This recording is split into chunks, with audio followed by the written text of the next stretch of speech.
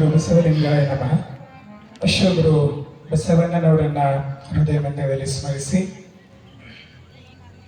ಪರಮ ಪೂಜ್ಯ ಲಿಂಗೈಕ್ಯ ಡಾಕ್ಟರ್ ಚನ್ನಬಸವ ಪಟ್ಟದೇವರನ್ನ ಹೃದಯ ಮಂದಿರದಲ್ಲಿ ಸ್ಮರಿಸಿಕೊಂಡು, ಪರಮ ಪೂಜ್ಯ ಡಾಕ್ಟರ್ ಬಸವಲಿಂಗ ಪಟ್ಟದೇವರ ಶ್ರೀಚರಣಕ್ಕೂ ಪೂಜ್ಯ ಶ್ರೀ ಗುರುಬಸವ ಪಟ್ಟದೇವರ ಶ್ರೀಚರಣಕ್ಕೂ ಭಕ್ತಿಯ ಶರಣಾರ್ಥನೆ ಅರ್ಪಿಸಿ,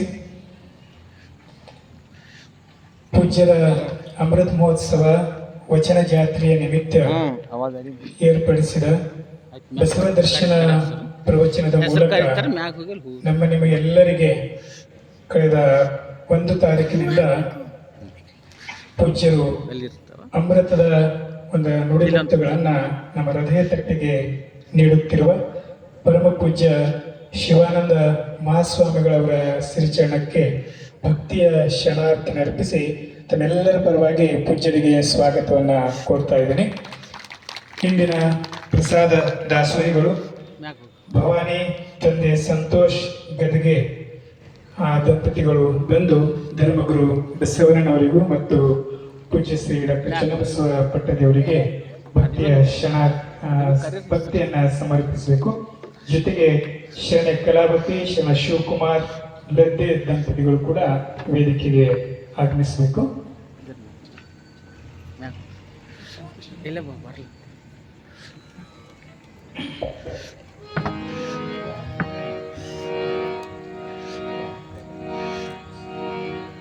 ಓಂ ಶ್ರೀ ಗುರು ಬಸವಲಿಂಗಾಯ ನಮಃ.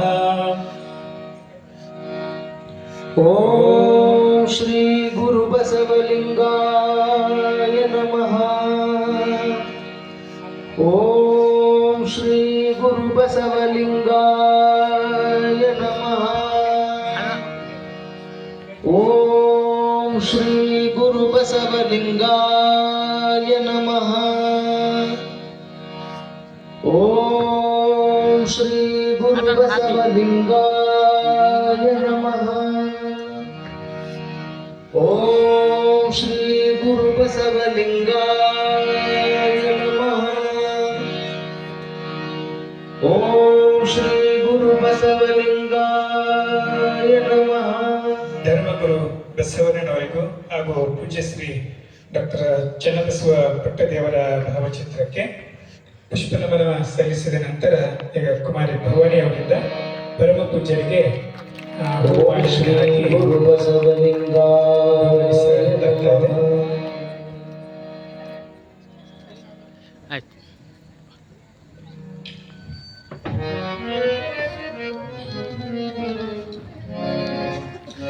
ಶರಣ ಕಾಶಿಬಾಯಿ ಭೀಮರಾವ್ ಅವರು ಕೂಡ ಪೂಜ್ಯರಿಗೆ ಗೌರವವನ್ನು ಸಮರ್ಪಿಸಲಿದ್ದಾರೆ. ಅವರು ವೇದಿಕೆಗೆ ಆಗಮಿಸಿ ಭಕ್ತಿಯ ಗೌರವವನ್ನು ಸಮರ್ಪಿಸಬೇಕು. ಪೂಜ್ಯರ ಪ್ರವಚನದ ಜೊತೆಗೆ ನಮಗೆ ವಚನ ಸಂಗೀತದ ಅಮೃತ ಸುಧೆಯನ್ನು ಉಣಬಡಿಸ್ತಕ್ಕಂಥ ಶರಣ ಸಂಗಮೇಶ್ ಪಾಟೀಲ್ ಮತ್ತು ಶರಣ ತೋಟೇಂದ್ರ ಕುಮಾರ್ ಕರ್ಡಕಲ್ ಅವರಿಗೂ ಕೂಡ ತಮ್ಮೆಲ್ಲರ ಪರವಾಗಿ ಅನಂತ ವಂದನೆಗಳನ್ನು ಸಲ್ಲಿಸುತ್ತಾ ಸ್ವಾಗತವನ್ನು ಕೋರ್ತಾ ಇದ್ದೀನಿ. ಈಗ ಶರಣ ಕಾಶಿಬಾಯಿ ಭೀಮರಾವ್ ಅವರಿಂದ ಪೂಜ್ಯರಿಗೆ ಗೌರವ ಸಮರ್ಪಣೆ. ಓಂ ಶ್ರೀ ಗುರು ಬಸವಲಿಂಗಾಯ ನಮಃ. ಓಂ ಶ್ರೀ ಗುರು ಬಸವಲಿಂಗಾಯ ನಮಃ. ಓಂ ಶ್ರೀ ಗುರು ಬಸವಲಿಂಗಾಯ ನಮಃ. ಓಂ ಶ್ರೀ ಗುರು ಬಸವಲಿಂಗಾಯ ನಮಃ. ಓಂ ಶ್ರೀ ಗುರು ಬಸವಲಿಂಗಾಯ ನಮಃ. ಓಂ ಶ್ರೀ ಗುರು ಬಸವಲಿಂಗಾಯ ನಮಃ. ಓಂ ಶ್ರೀ ಗುರು ಬಸವಲಿಂಗಾಯ ನಮಃ. ಓಂ ಶ್ರೀ ಗುರು ಬಸವಲಿಂಗಾಯ ನಮಃ. ತಾಯಿಯವರು ಕಲಾವಿದರಿಗೆ ಕೂಡ ಗೌರವ ಸಮರ್ಪಣೆಯನ್ನ ಮಾಡ್ತಾ ಇದ್ದಾರೆ. ಶನ ಸಂಗಮೇಶ್ ಪಾಟೀಲ್ ಅವರಿಗೂ ಮತ್ತು ಶನ ತೋಟೇಂದ್ರ ಕುಮಾರ್ ಅವರಿಗೂ ಶೇನೆ ಕಾಶಿಬಾಯಿ ಭೀಮರಾವ್ ಅವರಿಂದ ಗೌರವ ಸಮರ್ಪಣೆ.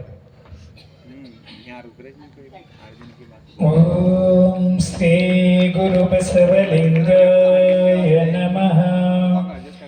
ಓಂ ಶ್ರೀ ಗುರು ಬಸವಲಿಂಗಾಯ ನಮಃ.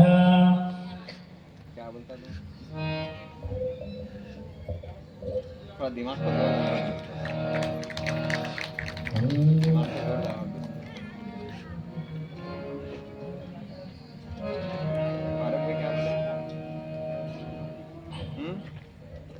ಈಗ ನೇರವಾಗಿ ಪೂಜ್ಯರ ಪ್ರವಚನವನ್ನ ನಾವು ನೀವೆಲ್ಲ ಆಲಿಸೋಣ. ಬಸವಂ ಭಕ್ತಿಗೆ ಮೂಲಂ ಬಸವಂ ಕಾಲ ಕಾಲಂಗೆನನುಪಮಶೀಲಂ ಬಸವಂ ಜಂಗಮವರಲೋಲಂ ಬಸವ ರಕ್ಷಿಪುದನ್ನ ಸಂಗನ ಬಸವ ಬಸವ ಬಸವಪ್ಪ ಬಸವೇಶ ಬಸವರಾಜ ಬಸವರಾಜ ದಿವ್ಯ ಘನ ತೇಜ ಇದೋ ನಿಮಗೆ ವಚನ ಪೂಜಾ ವಚನ ಪೂಜಾ.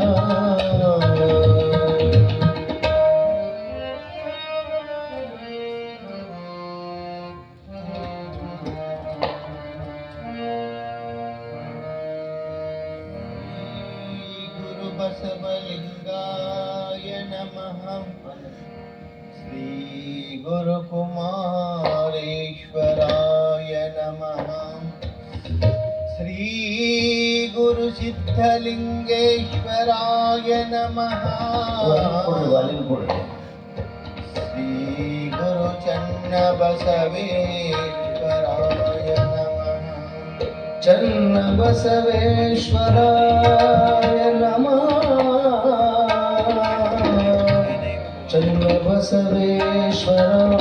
ಚನ್ನಬಸವೇಶ್ವರಾಯ ನಮಃ.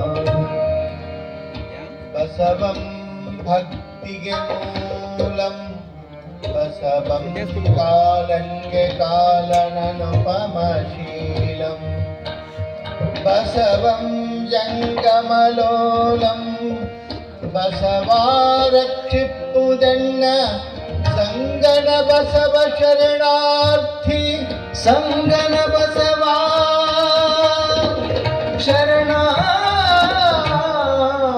ಶರಣಾರ್ಥಿ ಸಂಗನ ಬಸವ ಶರಣಾರ್ಥಿ.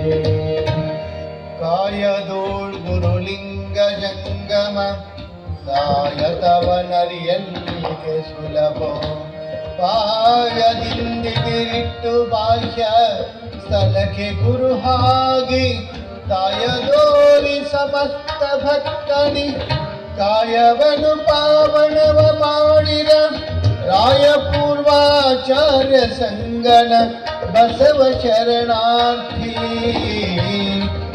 ಸಂಗನ ಬಸವ ಶರಣಾರ್ಥಿ ಸಂಗನ ಬಸವ ಶರಣಾರ್ಥಿ ಶರಣಾರ್ಥಿ ಶರಣಾರ್ಥಿ.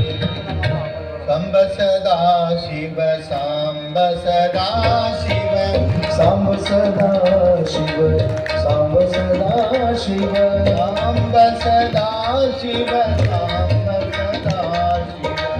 ಸಾಂಬ ಸದಾ ಶಿವ ಸಾಂಬ ಸದಾ ಶಿವ ಸಾಂಬ ಸದಾ ಶಿವ ಸಾಂಬ ಸಾಂಬ ಸದಾ ಶಿವ ಸಾಂಬ ಸದಾ ಶಿವ ಶ್ರೀ ಗುರು ಬಸವಲಿಂಗಾಯ ನಮಃ ಓಂ ಶ್ರೀ ಗುರು ಬಸವಲಿಂಗಾಯ ನಮಃ ಶ್ರೀ ಗುರು ಬಸವಲಿಂಗಾಯ ನಮಃ ಶ್ರೀ ಗುರು ಬಸವಲಿಂಗಾಯ ನಮಃ ಶ್ರೀ ಗುರು ಬಸವಲಿಂಗಾಯ ನಮಃ ಶ್ರೀ ಗುರು ಬಸವಲಿಂಗಾಯ ನಮಃ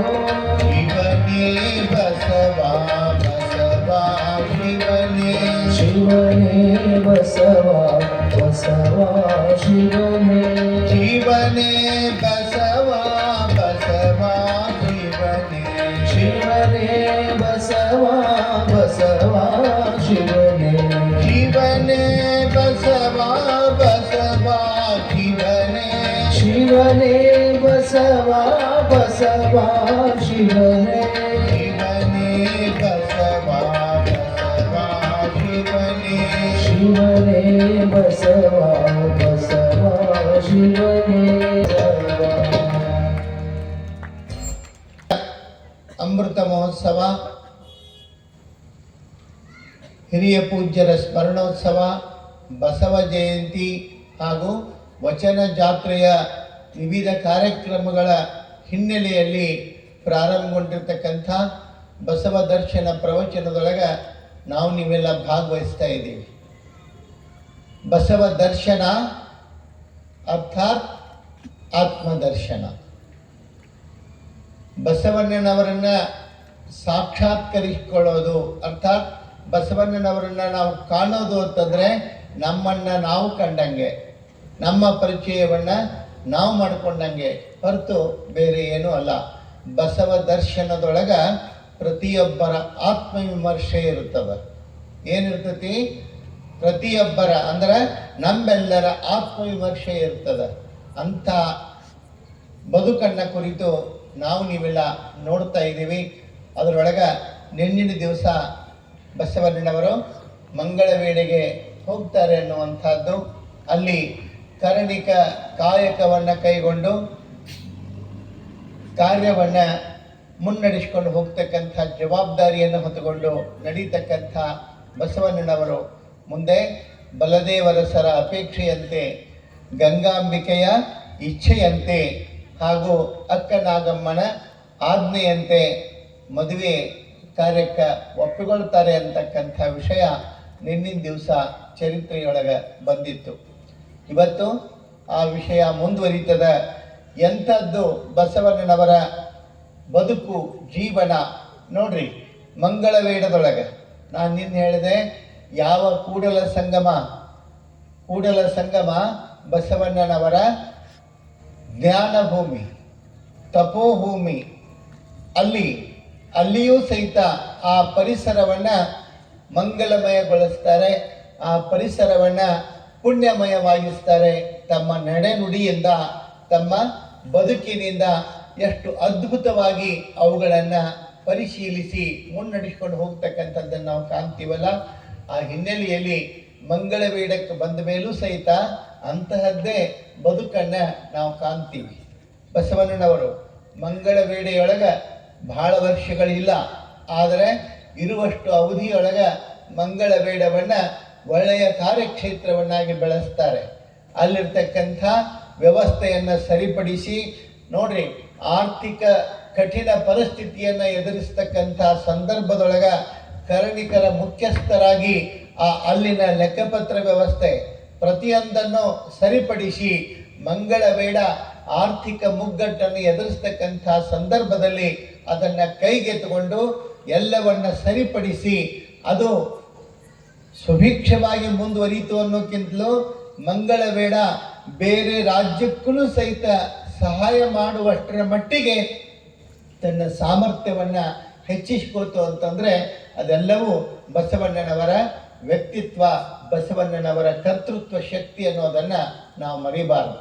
ಒಬ್ಬ ವ್ಯಕ್ತಿ ಯಾರು ಆ ವ್ಯವಸ್ಥೆಯ ಮುಂಚೂಣಿಯನ್ನು ಕೈಗೆತ್ತಿಕೊಳ್ತಾರೆ ಅಂಥವರು ಬಹಳ ಪ್ರಾಮಾಣಿಕವಾಗಿ ಕೆಲಸ ಮಾಡಬೇಕಾಗ್ತದೆ.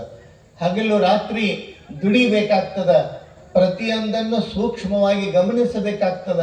ಆ ಹಿನ್ನೆಲೆಯಲ್ಲಿ ಬಸವಣ್ಣನವರ ಬದುಕು ಜೀವನ ಬಹಳಷ್ಟು ಅರ್ಥಪೂರ್ಣವಾಗಿರ್ತಕ್ಕಂಥದ್ದು. ಮಂಗಳವೇಡದ ವ್ಯವಸ್ಥೆಯನ್ನು, ಮಂಗಳವೇಡದ ಆ ಕಾರ್ಯಕ್ಷೇತ್ರವನ್ನು ಮೊದಲು ಚೆನ್ನಾಗಿ ಅರ್ಥೈಸಿಕೊಂಡು ಉತ್ತಮವಾದ ಒಂದು ಶ್ರೀಕಾರವನ್ನು ಹಾಕಿ ಬಹಳ ಅದ್ಭುತವಾದ ಕಾರ್ಯವನ್ನು ಕೈಗೆತ್ತಿಕೊಂಡು ಎಲ್ಲವನ್ನ ಸರಿಪಡಿಸ್ತಕ್ಕಂಥ ಬಸವಣ್ಣನವರ ಕಾರ್ಯಕ್ಷೇತ್ರ ವಿಸ್ತರಿಸ್ತಾ ಇದೆ. ಅಲ್ಲಿ ಅಷ್ಟೊತ್ತಿಗೆ ಏನಾಗಿರ್ತದೆ, ನೀಲಾಂಬಿಕೆಯ ತಂದೆ ತೀರಿ ಹೋಗಿರ್ತಾರೆ, ಸಿದ್ಧರಸ ಅಂಥೇಳಿ. ನೀಲಾಂಬಿಕೆಯ ತಂದೆ ತೀರಿ ಹೋಗಿರ್ತಾರೆ. ಅವಳಿಗೆ ಬಿಜ್ಜಳನೆ ಅಣ್ಣನಾಗಿ ನಿಂತುಕೊಂಡು, ಅಣ್ಣನ ಸ್ಥಾನದಲ್ಲಿ ನಿಂತುಕೊಂಡು ಆಕೆಯ ಯೋಗಕ್ಷೇಮವನ್ನು, ಹಿತಚಿಂತನೆಯನ್ನು ಬಯಸ್ತಕ್ಕಂಥದ್ದು. ಹೀಗಿರುವಾಗ ಗಂಗಾಂಬಿಕೆಯ ವಿವಾಹದ ನಂತರ ನೀಲಾಂಬಿಕೆ ಬಸವಣ್ಣನವರನ್ನು ಇಷ್ಟಪಟ್ಟಿರ್ತಕ್ಕಂಥವಳು. ಇಬ್ಬರೂ ಸಹಿತ ಆತ್ಮೀಯ ಗೆಳತಿಯರನ್ನೋಕ್ಕಿಂತಲೂ ಅಕ್ಕ ತಂಗಿಯರಿಗಿಂತಲೂ ಹೆಚ್ಚಿನ ಬಾಂಧವ್ಯವನ್ನು, ಪ್ರೀತಿ ವಿಶ್ವಾಸವನ್ನು ಇಟ್ಟುಕೊಂಡಿರ್ತಕ್ಕಂಥವರು. ಆಕೆ ಅಕ್ಕನಾಗಮ್ಮನ ಮೂಲಕ ಮತ್ತೆ ಬಸವಣ್ಣನವರಿಗೆ ಬಿಜ್ಜಳ ಮಹಾರಾಜ ಏನು ಹೇಳ್ತಾನೆ, ಬಿಜ್ಜಳ ಏನಂದರೆ ಸಾಕು ತಂಗಿಯಾಗಿರ್ತಕ್ಕಂಥ ನೀಲಾಂಬಿಕೆಯನ್ನು ವಿವಾಹದ ಪ್ರಸ್ತಾಪವನ್ನು ಬಸವಣ್ಣನವರ ಮುಂದಿಟ್ಟಾಗ ಬಸವಣ್ಣವರಂತಾರೆ, ನಾನು ಯಾವುದನ್ನು ಬೇಡ ಅಂತ ಅಂದ್ಕೊಂಡಿದ್ದೆ ಅದು ಮತ್ತೆ ನನಗೆ ತೊಂದರೆ ಆಗ್ತದೆ ಅನ್ನುವಂಥ ಮಾತನ್ನು ಬಸವಣ್ಣ ಆಲೋಚಿಸಿ ಹೇಳಿದಾಗ ಅಕ್ಕನಾಗಮ್ಮ ಹೇಳ್ತಾರೆ, ಬಸವಣ್ಣ ಸಂಸಾರ ಅನ್ನೋದು ನೀನು ಅಂದುಕೊಂಡ ಹಾಗೆ ಅದು ನಿನ್ನ ಸಾಧನೆಗೆ ಅಡ್ಡಿಯಾಗುವಂಥದ್ದಲ್ಲ. ನಿನ್ನ ಸಾಧನೆಯನ್ನು ಬೆಳೆಸೋದಕ್ಕೆ ನಿನ್ನ ಬೆನ್ನ ಹಿಂದಿನ ಶಕ್ತಿಯಾಗಿ ನಿಂತುಕೊಂಡು ಅವರಿಬ್ಬರು ಕೆಲಸ ಮಾಡ್ತಾರೆ. ನೀನು ಈ ಪ್ರಸ್ತಾವನೆಯನ್ನು ಒಪ್ಪಿಕೊಳ್ಬೇಕು ಅನ್ನುವಂಥ ಮಾತನ್ನು ಹೇಳ್ತಾರೆ ಬಸವಣ್ಣವರು. ಕೆಲವೊಂದು ವಚನದೊಳಗೆ ನೋಡ್ತೀರಿ ನೀವು, ಏನು, ಇಂದ್ರಿಯ ನಿಗ್ರಹವ ಮಾಡಿದಡೆ ಹೊಂದುವವು ದೋಷಗಳು, ಮುಂದೆ ಬಂದು ಕಾಡುವವು ಪಂಚೇಂದ್ರಿಯಗಳು. ಅಂದರೆ ಸಂಸಾರ ಬೇಡ ಅಂತ ಹೇಳುವಂಥ ವಿಚಾರ ಬಸವಣ್ಣನವ್ರದ್ದು ಆಗಿರಲಿಲ್ಲ. ಆದರೆ ಅವರ ಅಪೇಕ್ಷೆ ಏನಿತ್ತು ಅಂದರೆ ಅನಿರೀಕ್ಷಿತವಾಗಿ ಬಿಜ್ಜಳನ ಈ ಒಂದು ಪ್ರಸ್ತಾವ ಅವರ ಮನಸ್ಸಿಗೆ ಒಂದು ಸ್ವಲ್ಪ ಅದನ್ನು ಒಪ್ಪಿಕೊಳ್ಳುವಂಥದ್ದು ಕಷ್ಟ ಅನ್ನಿಸ್ತದ.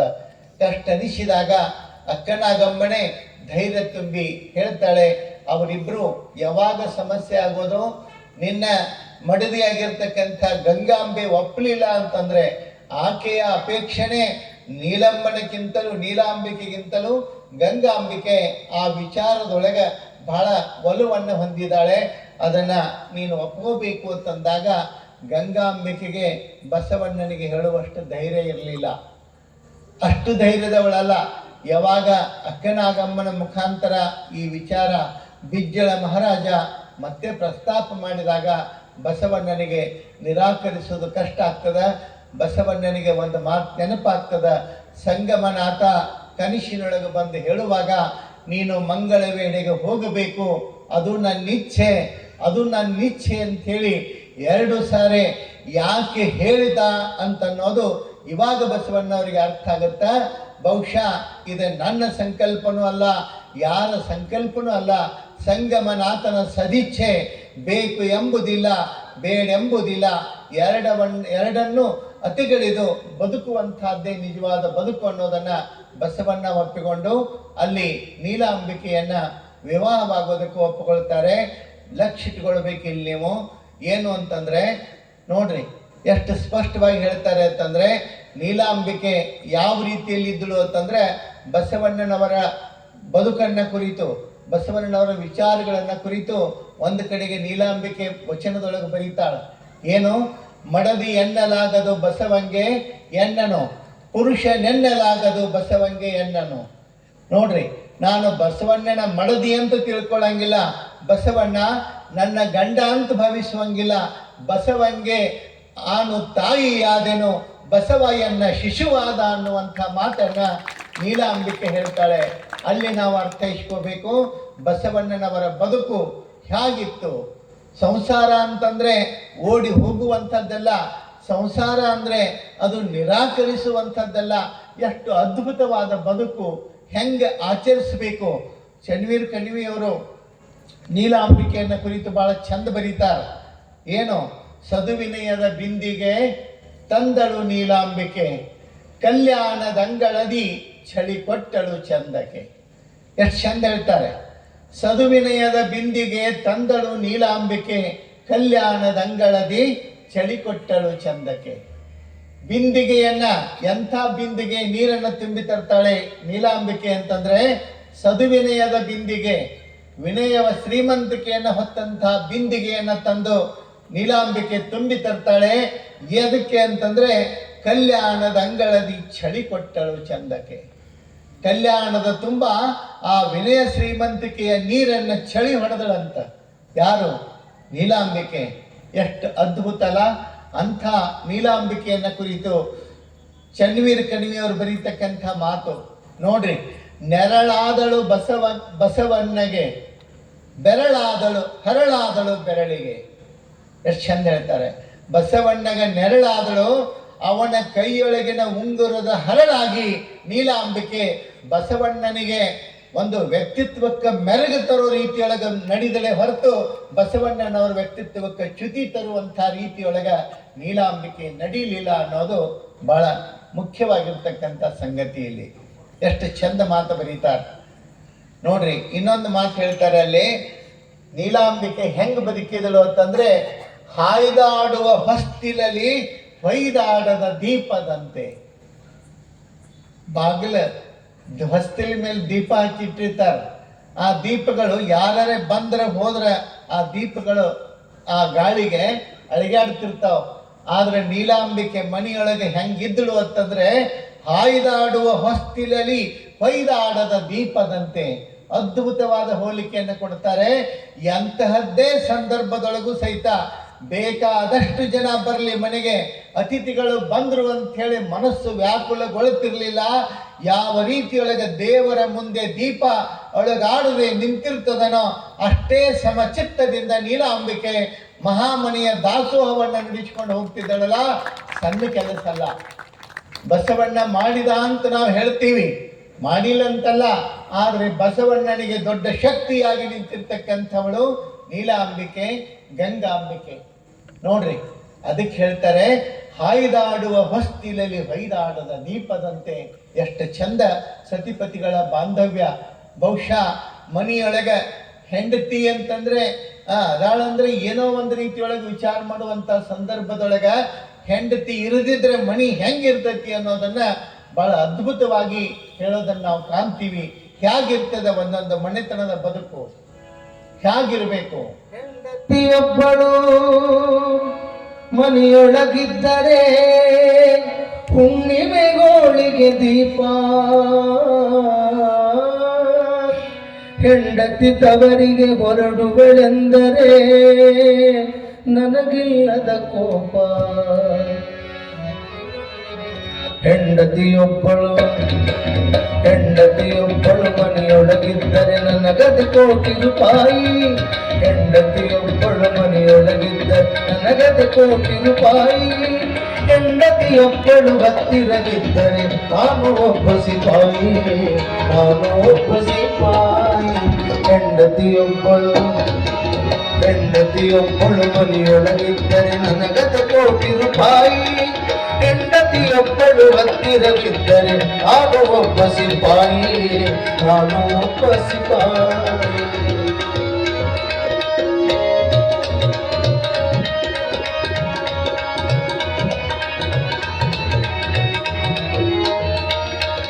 ಹೆಂಡತಿಯೊಬ್ಬಳು ಮನೆಯೊಳಗಿದ್ದರೆ ಹುಣ್ಣಿಮೆಗೋಳಿಗೆ ದೀಪ. ಹೆಂಡತಿಯೊಬ್ಬಳು ಮನೆಯೊಳಗಿದ್ದರೆ ಹುಣ್ಣಿಮೆಗೋಳಿಗೆ ದೀಪ. ಹೆಂಡತಿ ತವರಿಗೆ ಹೊರಡುವಳೆಂದರೆ ನನಗಿಲ್ಲದ ಕೋಪ. ಹೆಂಡತಿ ತವರಿಗೆ ಹೊರಡುವಳೆಂದರೆ ನನಗಿಲ್ಲದ ಕೋಪ, ನನಗಿಲ್ಲದ ಕೋಪ. ಹೆಂಡತಿಯೊಬ್ಬಳು ಮನೆಯೊಳಗಿದ್ದರೆ ನನಗದ ಕೋಟಿ ರೂಪಾಯಿ. ಹೆಂಡತಿಯೊಬ್ಬಳು ಹತ್ತಿರವಿದ್ದರೆ ನಾನು ಒಬ್ಬ ಸಿಪಾಯಿ, ನಾನು ಒಬ್ಬ ಸಿಪಾಯಿ.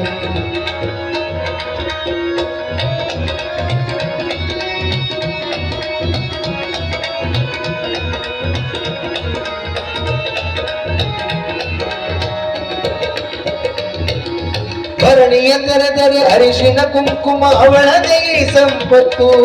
ತುಟಿಗಳ ತೆರೆದರೆ ತುಳುಕುವ ದೀಪಿನ ಎರಡೇ ಮೂರೇ ಮುತ್ತು. ಕೈ ಹಿಡಿದವಳು ಕೈ ಬಿಡದವಳು ಮಾಡಿದ ಅಡಿಗೆ ಚಂದ. ನಾಗರ ಕುಚ್ಚಿನ ನಿಡುಗಡೆಯವಳು ಈಕೆಯ ಬಂದು ತೆಲ್ಲಿಂದ. ಚಂದಿರನೂರಿನ ಅರಮನೆಯಿಂದ ಬಂದವರಿಗೆಲ್ಲಿ, ಬೆಳ್ಳಿಯ ಕೋಟೆಯ ಬಾಗಿಲಿನಿಂದ ಬಂದವರಿಗೆಲ್ಲಿ.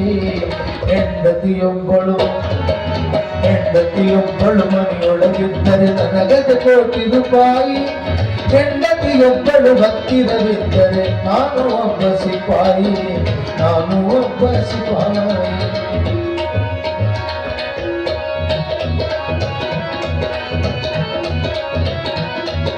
ಕೈ ಹಿಡಿದವಳು ಕೈ ಬಿಡದವಳು ಮಾಡಿದ ಅಡಿಗೆ ಚಂದ. ನಾಗರ ಕುಚ್ಚಿನ ನಿಡುಗಡೆಯವಳು ಈಕೆಯ ಬಂದು ತೆರೆಯಿಂದ. ಹೆಂಡತಿಯೊಂದಿಗೆ ಬಡತನ ದೊರೆತರೆ, ಹೆಂಡತಿಯೊಂದಿಗೆ ಬಡತನ ದೊರೆತನ ಏನೂ ಭಯವಿಲ್ಲ. ಹೆಂಡತಿ ಬಲುಮೆಯ ಭಾಗ್ಯವನರಿಯದ, ಹೆಂಡತಿ ಬಲುಮೆಯ ಭಾಗ್ಯವನರಿಯದ ಗಂಡಿಗೆ ಜಯವಿಲ್ಲ. ಹೆಂಡತಿಯೊಬ್ಬಳು ಮನೆಯೊಳಗಿದ್ದರೆ ನನಗದೆ ಕೋಟಿ ರೂಪಾಯಿ. ಹೆಂಡತಿಯೊಬ್ಬಳು ಹತ್ತಿರವಿದ್ದರೆ ನಾನು ಒಬ್ಬ ಸಿಪಾಯಿ. ಹೆಂಡತಿಯೊಬ್ಬಳು ಮನೆಯೊಳಗಿದ್ದರೆ ನನಗದೆ ಕೋಟಿ ರೂಪಾಯಿ. ಹೆಂಡತಿಯೊಬ್ಬಳು ಹತ್ತಿರವಿದ್ದರೆ ನಾನು ಒಬ್ಬ ಸಿಪಾಯಿ, ನಾನು ಒಬ್ಬ ಸಿಪಾಯಿ, ನಾನು ಒಬ್ಬ ಸಿಪಾಯಿ, ನಾನು ಒಬ್ಬ ಸಿಪಾಯಿ. ಬಹುಶಃ ಸಂಸಾರ, ದಾಂಪತ್ಯ, ಮನೆ ಇವೆಲ್ಲವೂ ಒಂದು ವ್ಯವಸ್ಥೆಯ ಅದ್ಭುತ ಅಂಗಗಳು ಅನ್ನೋದನ್ನು ನಾವು ಮರಿಬಾರದು. ಗಮನಿಸಬೇಕು, ಬುದ್ಧ ಬಸವಣ್ಣ ಇಬ್ಬರನ್ನು ನಾವು ನೋಡ್ತಿರ್ತೀವಿ. ಇಬ್ಬರೂ ಒಂದೊಂದು ದೃಷ್ಟಿಯೊಳಗ ಉನ್ನತವಾದ ಆಧ್ಯಾತ್ಮದ ನಿಲುವಿನ ಎತ್ತರಕ್ಕೇರಿದವರು. ಅದರೊಳಗೆ ಎರಡು ಮಾತಿಲ್ಲ. ಆದರೆ ಸಾಧನೆಯನ್ನ ಸಾಧಿಸುವ ಹಾದಿಯೊಳಗ ಸ್ವಲ್ಪ ಭಿನ್ನತೆಯನ್ನು ಕಾಣ್ತೀವಿ ನಾವು. ಏನು? ಸಂಸಾರವನ್ನ ಬುದ್ಧ ಸಂಸಾರವನ್ನ ಒದ್ದು ಗೆದ್ದರೆ ಬಸವಣ್ಣ ಸಂಸಾರದೊಳಗೆ ಇದ್ದು ಗೆದ್ದ ಅನ್ನೋದು ಬಹಳ ವಿಶೇಷ ಅನ್ನೋದನ್ನ ನಾವು ಮರಿಬಾರದು. ಇನ್ನೊಂದು ಮಾತು, Buddha is the light of Asia. ಬುದ್ಧನನ್ನ ಏಷಿಯಾ ಖಂಡದ ಜ್ಯೋತಿ ಅಂತ ಕರೀತಾರೆ, light of Asia. But Basava is light of world. ಜಗತ್ತಿನ ಜ್ಯೋತಿ ಬಸವಣ್ಣ ಅನ್ನೋದು ನಮ್ಮ ಹೆಗ್ಗಳಿಕೆ, ಅಭಿಮಾನ ಅನ್ನೋದನ್ನ ಮರಿಬಾರ್ದು. ನಿಜಗುಣ ಶಿವೆಗಳು ಹೇಳ್ತಾರೆ, ವಿಷಮ ಸಂಸಾರವಿದನು ಕನಚಂದರಿ. ಸಂಸಾರದೊಳಗೆ ಹೆಚ್ಚಿರ್ತದ, ಕಡಿಮೆ ಇರ್ತದ, ಒಂದೇ ರೀತಿ ಇರಕ್ಕಾಗಂಗಿಲ್ಲ. ಆದ್ರೆ ಸಂಸಾರ ಹೆಂಗಿದೆ ಇದ್ದಂಗ ನಿನಗೆ ಬೇಕಾದಂಗೆ ಸರಿಪಡಿಸಿಕೊಂಡು ಬದುಕಬೋ, ಆಗಲಿಲ್ಲ ಅಂದ್ರೆ ಇದ್ದಂಗನೆ ಹೊಂದಿಕೊಂಡು ಬದುಕಂತ. ಇದು ಬದುಕಿನ ರೀತಿ. ಇದು ಬಹಳಷ್ಟು ಕಡೆಗೆ ನೋಡ್ಬೇಕು ಹೆಂಗಿರ್ತದ. ಹಾಲು ಮಜ್ಜಿಗೆ ಇದ್ದಂಗೆ ಇರ್ತದ ಸಂಸಾರ. ಹಾಲು ಮಜ್ಜಿಗೆ ಇದು ನೀರು ಮಜ್ಜಿಗೆ. ಮಜ್ಜಿಗೆಯೊಳಗೆ ನೀರು ಹಾಕಿ ಮಜ್ಜಿಗೆ ಕಡದಿರ್ತೀರಿ. ಸ್ವಲ್ಪ ಹೊತ್ತು ಮಜ್ಜಿಗೆ ಇಡ್ರಿ, ಏನಾಗ್ತದ? ಮಜ್ಜಿಗೆದ ಅಂಶ ಎಲ್ಲ ತೆಳಗೆ ಹೋಗಿರ್ತೈತಿ, ನೀರು ಮ್ಯಾಲ ಬಂದಿರ್ತೈತಿ. ಮತ್ತೊಂದಿಷ್ಟು ಚಮಚಲಿ ತಿರುವಾಡಿದ್ರೆ ಸಾಕು, ಎಲ್ಲ ಕುಡಿಸಿ ಮತ್ತೆ ಮಜ್ಜಿಗೆ ಅಂತ ಆಕೈತಿ. ಹೌದಿಲ್ರಿ? ಹಂಗ ಒಮ್ಮೆಮ್ಮೆ ಅದೊಂದು ಕಡೆ ಮಾರಿ ಇದೊಂದು ಕಡೆ ಮಾರಿ ಆಗಿರ್ತತಿ. ನಡು ಮತ್ತೆ ಯಾರು ಹೇಳಿ ಇಲ್ಲ ಸುಧಾರಿಸ್ಕೊಂಡು ಹೋಗ್ರಿ ಅಂದ್ಕೊಳ್ಳೆ ಮತ್ತೆ ಅವು ಮಜ್ಜಿಗೆ ಹಾಕಾವು. ಮತ್ತೊಂದೆರಡು ದಿವಸ ಬಿಟ್ಟು ಮತ್ತೆ ಹಂಗ ಆಗಿರ್ತತಿ. ಮತ್ತೆ ಯಾರು ಹೇಳಿ ಹಿಂಗ ನುಗ್ಗಿಸ್ಕೊಂಡು ಹೋಗುದ್ರಿ. ಆ ರೀತಿಯೊಳಗೆ ಇನ್ನು ಕೆಲವೊಂದು ಹೆಂಗಿರ್ತವೆ ಅಂತಂದ್ರೆ ಹಾಲಿನೊಳಗೆ ಹಾಲು ಕೂಡಿದಂಗ. ಅಂದ್ರೆ ಒಂದೇ ಭಾವದಿಂದ ತಾಧ್ಯಾತ್ಮತೆಯಿಂದ ಇರುವಂತಹದ್ದು. ಎಲ್ಲಿ ಅರಿತು ಸಂಸಾರ ಅಂದ್ರೆ ಏನು ಅನ್ನೋದನ್ನ ತಿಳಿದು ಎಲ್ಲಿ ನಡೀತಾರೆ ಅಲ್ಲಿ ಸಾರ್ಥಕತೆಯನ್ನು ಕಂಡದ್ದನ್ನ ಬಹಳಷ್ಟು ಕಡೆಗೆ ನಾವು ನಿದರ್ಶನಗಳನ್ನು ಕಾಣ್ತೀವಿ. ನೋಡ್ರಿ, ರಾಮಕೃಷ್ಣ ಪರಮಹಂಸರು ಶಾರದಾ ಮಾತೆ ಮದುವೆಯಾಗಿ ಬಂದ ನಂತರ ಶಾರದಾ ಮಾತೆಯನ್ನ ಕುರಿತು ಪ್ರಶ್ನೆ ಮಾಡ್ತಾರೆ ಪರಮಹಂಸರು. ಏನಂತ? ಈ ಆಧ್ಯಾತ್ಮ ಲೋಕದೊಳಗ ಆಧ್ಯಾತ್ಮ ಸಾಧನೆಯೊಳಗ ನಾವಿಬ್ರು ತೊಡಿಕೊಂಡಿದ್ದೀವಿ. ವ್ಯಭಾವವಾಗಿ ಜಗತ್ತಿನ ಜನರ ಜೊತೆಗೆ ನಾವು ಸಹಿತ ಈ ಭೋಗದೊಳಗ ಆಸಕ್ತರಾಗಿ ಕಾಲಗರ್ಭದಲ್ಲಿ ಕರಗಿ ಹೋಗೋಣವೋ, ಅಥವಾ ಆಧ್ಯಾತ್ಮವನ್ನ ಆಚರಿಸಿ ಮದುವೆಯಾದರೂ ಜಗತ್ತಿನ ಕಣ್ಣಿಗೆ ಗಂಡ ಹೆಂಡಿರಾಗಿ ಆಧ್ಯಾತ್ಮದೊಳಗ ನೀನು ತಾಯಿಯಾಗು, ನಾನು ಮಗುವಾಗಿ ಬದುಕಿ ನಮ್ಮ ಜೀವನವನ್ನ ಹಿಂಗೆ ಸಾರ್ಥಕ ಮಾಡಿಕೊಳ್ಳೋಣ ಅನ್ನುವಂಥ ಮಾತನ್ನ ಪರಮಹಂಸರು ಶಾರದಾ ಮಾತೆಗೆ ಹೇಳಿದ್ರಂತ. ಎಷ್ಟು ಅದ್ಭುತ ಅಲ್ಲ. ಜಗತ್ತಿನ ಕಣ್ಣಿಗೆ ಗಂಡ ಹೆಂಡಿರಾಗಿ ಕಂಡ್ರು ಸಹಿತ ಅಂತರಂಗದೊಳಗ ತಾಯಿ ಮಗುವಾಗಿ ಬದುಕುವಂತಹ ಸಂದರ್ಭವನ್ನ ಪರಮಹಂಸರಲ್ಲಿ ಕಾಣ್ತೀವಿ. ಅದನ್ನು ಬಿಟ್ರೆ ಅಂಥದ್ದೇ ಸಂದರ್ಭ ಎಲ್ಲಿ ಕಾಣ್ತದಂತಂದ್ರೆ ಬಸವಣ್ಣ ನೀಲಾಂಬಿಕೆಯ ಒಂದು ವ್ಯವಸ್ಥೆಯೊಳಗೆ ನಾವು ನೋಡ್ತೀವಿ. ಬಸವಣ್ಣ ನನಗೆ ಮಗುವಾದ, ನಾನು ಬಸವನಿಗೆ ತಾಯಿಯಾದೀನು ಅಂತ ಹೇಳಿ ಆ ತಾಯಿ ಹೇಳಬೇಕಾದ್ರೆ ಅನುಭಾವದೆತ್ತರದ ಎಷ್ಟು ಉತ್ತುಂಗ ಸ್ಥಿತಿಗೆ ಅವ್ರು ಏರಿರಬೇಕು ಅನ್ನೋದನ್ನ ನಾವು ಅರ್ಥ ಮಾಡ್ಕೊಳ್ಬೇಕು. ಹಾಗೆ ಬಸವಣ್ಣ ಪ್ರಪಂಚವನ್ನ ಬದುಕನ್ನ ತಿರಸ್ಕರಿಸಿ ಬದುಕುವಂಥದ್ದಲ್ಲ. ಸಂಸಾರ ರಣರಂಗವಾಗಬಾರದು, ರಸರಂಗವಾಗಬೇಕು. ಸಂಸಾರವೆಂಬುದು ರಣರಂಗವಾದ್ರೆ ಅಲ್ಲಿ ಏನೂ ಅರ್ಥ ಇರೋದಿಲ್ಲ. ಅಲ್ಲಿ ಅರ್ಥಪೂರ್ಣತೆಯನ್ನ ಕಂಡುಕೊಳ್ಳುವಂಥ ರೀತಿಯಲ್ಲಿ ನಾವು ನಡಿಬೇಕು. ಅಂದಾಗ ಬದುಕು ಸಾರ್ಥಕ ಆಗ್ತದ. ಇಲ್ಲ ಅಂದ್ರೆ ಗಳಿಗೊಮ್ಮೆ ತಾಸಿಗೊಮ್ಮೆ ಏನೋ ಹೇಳ್ಕೊತ್ಕೊಂಡಿರೋದು. ಗಂಡ ಹೆಂಡತಿ ಜಗಳಾಡ್ತಿದ್ರಂತ, ಪದೇ ಪದೇ ಜಗಳ ಬರ್ತಿದ್ದು. ಬಂದ ಮೇಲೆ ಗಂಡ ಹೇಳ ಹೆಂಡತಿಗೆ ಭಾಳ ಸೀರಿಯಸ್ ಆದ ಕೂಡಲೇ ಸಿಟ್ಟಿಗೆ ಅದು ಹೇಳ್ತಿದ್ದ, ನಾವು ಮಠಕ್ಕೆ ಹೋಗ್ಕೊಂಡು ನೋಡತ್ತ ನಾವು ಮಠಕ್ಕೆ ಹೋಗ್ಕೊಂಡು ನೋಡೋ ಅಂದ ಕೂಡಲೇ ಗಪ್ಪಾಗಿ ಬಿಡ್ತಿದ್ರೆ, ಸುಮ್ಮನೆ ಎಲ್ಲಿದ್ ಬಿಡಿ ಮತ್ತೆ ಬಿಟ್ಟು ವಾದಗಿದ್ದಿತ್ತು ಅಂತ ಹೇಳಿ ಮತ್ತೆ ಹೇಳಿ ಇದನ್ನ ಮಾಡ್ಕೊಂಡು ಸರಳಿ ಮಾಡ್ಕೊಂಡು ಹೋಗ್ತಿದ್ರು. ಹಿಂಗೇನಾದ ಕೂಡಲೇ ಒಟ್ಟು ಜಗಳ ನಡೆದ ಕೂಡಲೇ ಮಠಕ್ಕೆ ಹೋಗ್ತೀನಿ ನಾವು ಹಿಂಗೆ ಅಂತಿದ್ದ. ಕೇಳಿ ಕೇಳಿ ಆ ಹೆಣ್ಮಗಳು ತನ್ನ ಗೆಳತಿ ಮುಂದೆ ಹೇಳು, ಜಗಳ ಬಂದ ಕೂಡಲೇ ಮಾತಿಗೊಮ್ಮೆ ಹಿಂಗಂತಾನೆ, ಏನ್ ಮಾಡಬೇಕು? ಆಕೆ ಭಾಳ ಶಾಣಿಕ್ಯದಳು. ಒಂದ್ಸಲ ಹೋಗನ್ನು ಏನ್ ಮಾಡ್ತಾನ ನೋಡೋಣ, ಹೋಗನ್ನು ನೋಡೋಣ ಏನ್ ಮಾಡ್ತಾನೋ. ಕಡೆಗೆ ಒಂದು ಸಲ ಸೀರಿಯಸ್ ಆಗಿ ಜಗಳ ನಡೀತು. ನಡೆದ ಹೊತ್ತಿನಾಗ ಅವಾಗ ಅಂದ, ನೀ ಹಿಂಗ್ ಮಾಡಕತ್ತ ನಾನು ಮಠಕ್ಕೆ ಹೋಗ್ಬಿಡ್ತೇನೆ, ಹೋಗು ಅಂದಳಕ್ಕೆ. ಅವಾಗ ಒಂದ ಎಂದೂ ಅಲ್ಲಾರ್ದಂದಳ ಅಂದ್ರೆ ಯಾರು ಇದನ್ನ ಪಿಟ್ಟಿರ್ ಹಾಕ್ಬೇಕು. ಇರ್ಲಿಲ್ಲ ಅಂದ್ರೆ ಈಕೆ ಸ್ವತಂತ್ರ ಬುದ್ಧಿಯಿಂದ ಹೇಳಕ್ ಸಾಧ್ಯ ಇಲ್ಲ. ಅವನಿಗೆ ಗೊತ್ತಾ ಯಾರೋ ಇದ್ರ ಹಿಂದೆ ಕೈ ಹೆಚ್ಚಾರ ಇರ್ಲಿಕ್ಕೆ ನಮ್ಮ ಗಾಡಿ ಎಷ್ಟು ಮುಂದೆ ಹೋಗೋದು ಅಲ್ಲಿದು. ಅವಾಗ ಆಯ್ತು ಇದೊಂದ್ಸಲ ಇರ್ಲಿ ಬಿಡ್ತೀನಿ ಅಂತ ಅಂದತ್ತಾವ. ಇದೊಂದ್ಸಲ ಇರ್ಲಿ ಬಿಡ್ತೀನಿ, ಇನ್ನೇನ್ ಮಾಡಬೇಡ ಅಂದತ್ತಾವ. ಆಕೆ ಅಂದ್ರು, ನೀ ಅಂದಿ ಅಂದ್ಮೇಲೆ ಜಗನ ಬಿಡೋದು ಆಕೆ. ಹೆಂಗೂ ನೀ ಅಂದಿ ಅಂದ್ಮೇಲೆ ಇವತ್ತೇನು ನಾಳೇನು ಹೋಗಾವಿದ್ದಂದ್ರೆ ಹೋಗೇ ಬಿಡು, ನಾನು ನೋಡ್ಕೋತೀನಿ ಅಂದ್ರೆ. ಅವಾಗ ಅಂದ, ಇನ್ನ ಬಹಳ ದೀರ್ಘಕ್ಕೆ ಹೋತಲ್ಲ ಹೋಗ ಅಂದ. ಆಯ್ತಂತ ಹೇಳಿ ಮಠಕ್ಕೆ ಹೋದ. ಮಠದಾಗ ಸಣ್ಣ ಅಪ್ಪಗಳು ಕೂತಿದ್ರು. ಬಂದ, ಹಿಂಗ್ರಿ ಏನೈತಿ ಜೀವನದಾಗ, ಏನೂ ಆಗ್ತಿಲ್ಲ ಸಂಸಾರದಾಗ, ನಾ ಸಾಕಂತ ಬ್ಯಾಡ ಅಂತ ಬಿಟ್ಟು ಬಂದ್ಬಿಟ್ಟಿ ನೋಡ್ರಿ ಇವತ್ತಂದ.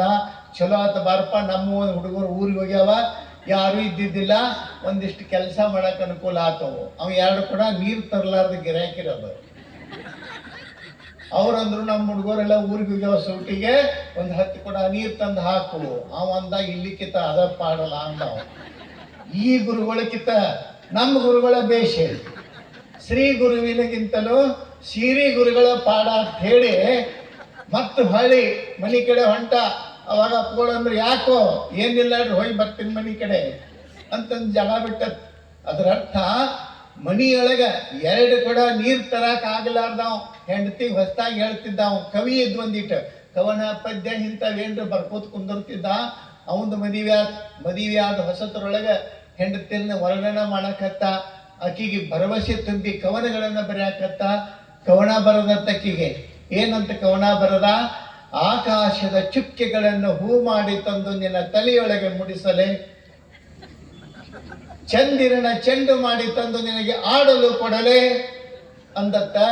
ನೀ ಇಲ್ಲದ್ದೆಲ್ಲ ಉಪದ್ಯಾಕ್ತನ ಮಾತಾಡ್ಬೇಡ, ಇಲ್ಲಿ ಬೋರಿಗೆ ಹೋಗಿ 5 ಕೂಡ ನೀರು ತಗೊಂಬ, ಆಮೇಲೆ ಮುಂದೆ ನೋಡೋಣ ಅಂತ ಹೇಳತ್ತ.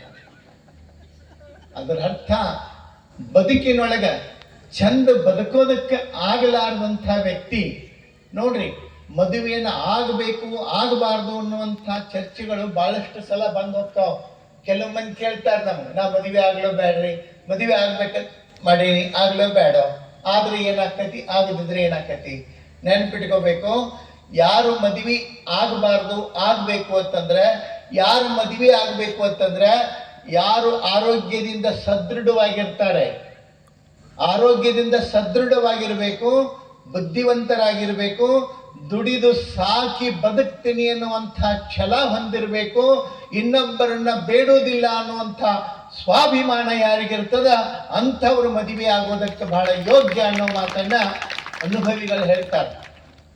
ಇನ್ನ ಯಾರಾಗಬಾರ್ದು ಮದುವೆ ಆಗಬಾರ್ದು, ಕೆಲವೊಬ್ರು ಯಾರು ಬುದ್ಧಿ ಭ್ರಮಣೆ ಆಗಿರ್ತೈತೆ ನೋಡ್ರಿ, ಹುಚ್ಚಿಡ್ದಿರ್ತದಲ್ಲ, ಹುಚ್ಚಿಡದಂಥವ್ರು, ಆಮೇಲೆ ಆರೋಗ್ಯ ಸರಿ ಇರಲಾರ್ದವರು, ದೈಹಿಕವಾಗಿ ಅಸಮರ್ಥರಿದ್ದವರು, ಯಾರು ಈ ರೀತಿಯೊಳಗಿರ್ತಾರಲ್ಲ ಇಂಥವರು ವಿವಾಹವನ್ನು ಆಗಬಾರ್ದು. ಆಮೇಲೆ ದುಡಿಯೋದಕ್ಕೆ ಆಗಲಾರ್ದವರು, ಮುಗ್ಗಲಿಗೇಡಿಗಳಂತಿರಲ್ಲ, ನೀವೇನಂತೀರಿ, ದುಡಿಲಾರ್ದವ್ರನ್ನ, ದುಡಿಯಾಕ ಸಾಧ್ಯದ್ದು ದುಡಿಯಂಗಿಲ್ಲಲ್ಲ ಅಂಥವ್ರು ಮದುವೆ ಆಗಬಾರ್ದು ಅನ್ನೋದನ್ನ ಬಹಳ ಸ್ಪಷ್ಟವಾಗಿ ಹೇಳ್ತಾರೆ.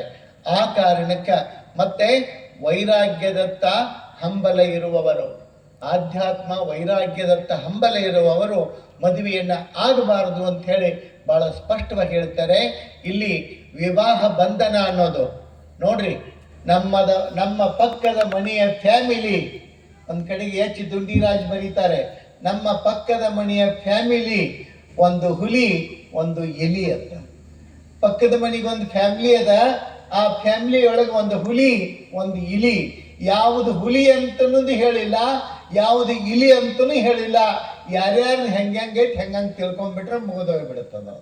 ಸುಮ್ಮನೆ ಅದನ್ನ ನಾವು ಇಲ್ಲಿ ಹೇಳಿ ಮತ್ತೆ ಹಂಗ್ಯಾಕಂದ್ರಿ ಅಂತ ಅನ್ನುವಂಗೆ ಆಗಬಾರ್ದು, ಅವರವರ ವಿವೇಚನೆಗೆ ಬಿಟ್ಟದ್ದು ಅಂತ ಹೇಳ್ತಾರೆ.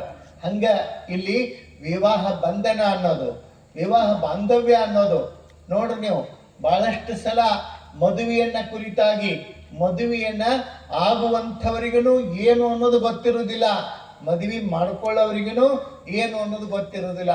ನೀವು ಕೇಳಬೇಕು ಕೆಲವೊಬ್ಬರನ್ನ, ನೀವು ಏನು ಮದುವೆ ಆಗೋ ಹೊತ್ತಿನಾಗ ನಿಮ್ಗೆ ಏನು ಅನಿಸಿತ್ತು ಅಂತ ಕೇಳಿದ್ರೆ ಕೇಳಬೇಕು, ನಾ ಇನ್ನ ಅಗ್ದಿ ಸಣ್ಣಕ್ಕಿದ್ದೇನ್ರಿ, ಅವಾಗ ಏನು ತಿಳಿತಿದ್ದಿಲ್ಲ, ಅವಾಗ ಮದುವೆ ಮಾಡಿಬಿಟ್ರು ಅಂತ ಹೇಳ್ತಿರ್ತಾರೆ. ತಿಳಿದ ಮೇಲೆ ಮಾಡಕ್ ಹೋದ್ರೆ ಆಗ್ತಿದ್ರೇನು. ಒಬ್ಬ ಅವನು ಹೇಳಿದ, ಹೆಣ್ಮಕ್ಳಿಗೆ ದಯಮಾಡಿ ನಿಮ್ಮ ಗಂಡರನ್ನ ಅಷ್ಟಾಗಿ ಕಾಡಬೇಡ್ರಿ, ಅಷ್ಟಾಗಿ ಅವರನ್ನ ಹಿಂಸಿಸಬೇಡ್ರಿ, ಅವರನ್ನ ಬುದ್ಧಿಗೇಡಿಗಳು ಅಂತ ಅನ್ಬೇಡ್ರಿ. ಹೊಳೆ ಮಳೆ ಬುದ್ಧಿಗೇಡಿಗಳು, ನಿಂಗೇನು ತಿಳಿತದ ಬುದ್ಧಿಗೇಡಿದಿ, ಹಿಂಗ ಈ ರೀತಿ ಅನ್ಬೇಡ್ರಿ. ಯಾಕೆ ಅಂತಂದ್ರೆ ಅವ್ನು ಹೇಳ್ತಾನೆ ಮುಂದೆ, ಅವ್ರಿಗೆ ಬುದ್ಧಿ ಇದ್ದಿದ್ರೆ ಅವ್ರು ಯಾಕೆ ಮದುವೆ ಆಗ್ತಿದ್ರು. ಅರ್ಥಾತ್ ಇಲ್ಲಿ ಬಹಳಷ್ಟು ಸಲ ವಿವಾಹ ಅನ್ನೋದು ನಮ್ಮ ಕಲ್ಪನೆಯನ್ನ ದಾಟಿ, ನಮ್ಮ ವಿಚಾರಗಳನ್ನು ದಾಟಿ ನಡೀತಿರ್ತದ. ವಿವಾಹವನ್ನ ನಾವು ಬಹಳ ಕೀಳಾಗಿನೂ ಕಾಣುವಂತಿಲ್ಲ. ಭಾರತದ ವಿವಾಹ ಸಂಬಂಧ ನೋಡ್ರಿ, ಈ ದೇಶದ ವ್ಯವಸ್ಥೆಯೊಳಗ ಭಾರತೀಯ ವಿವಾಹ ಸಂಬಂಧ ಇನ್ನುಳಿದ ರಾಷ್ಟ್ರಗಳಿಗೆ ಹೋಲಿಸಿದರೆ ಬಹಳಷ್ಟು ಸುದೀರ್ಘ ಅವಧಿಯವರೆಗೆ ಮುನ್ನಡೆಸಿಕೊಂಡು ದಾಂಪತ್ಯವನ್ನು ಮುನ್ನಡೆಸಿಕೊಂಡು ಹೋಗುವಂತಹ ಸಂಬಂಧ ಯಾವುದಾದ್ರೂ ಇದ್ದರೆ ಭಾರತದ ವಿವಾಹ ಸಂಬಂಧದ ವ್ಯವಸ್ಥೆ ಇಡೀ ಪ್ರಪಂಚದೊಳಗೆ 1ನೇ ನಂಬರ್ದೊಳಗಿದೆ. ನಮ್ಮ ಗಮನದೊಳಗಿರಲಿ ಇದು. ಇಂಥ ಒಂದು ಪವಿತ್ರ ವ್ಯವಸ್ಥೆಯನ್ನ ಅದನ್ನ ಅರ್ಥಪೂರ್ಣವಾಗಿ ಅರಿತುಕೊಂಡು ನೋಡ್ರಿ, ಬದುಕನ್ನ ತಿಳಿದು ಮಾಡಿ ನಡೆದ್ರೆ ಅದರಷ್ಟು ಚಂದ ಯಾವುದಿಲ್ಲ.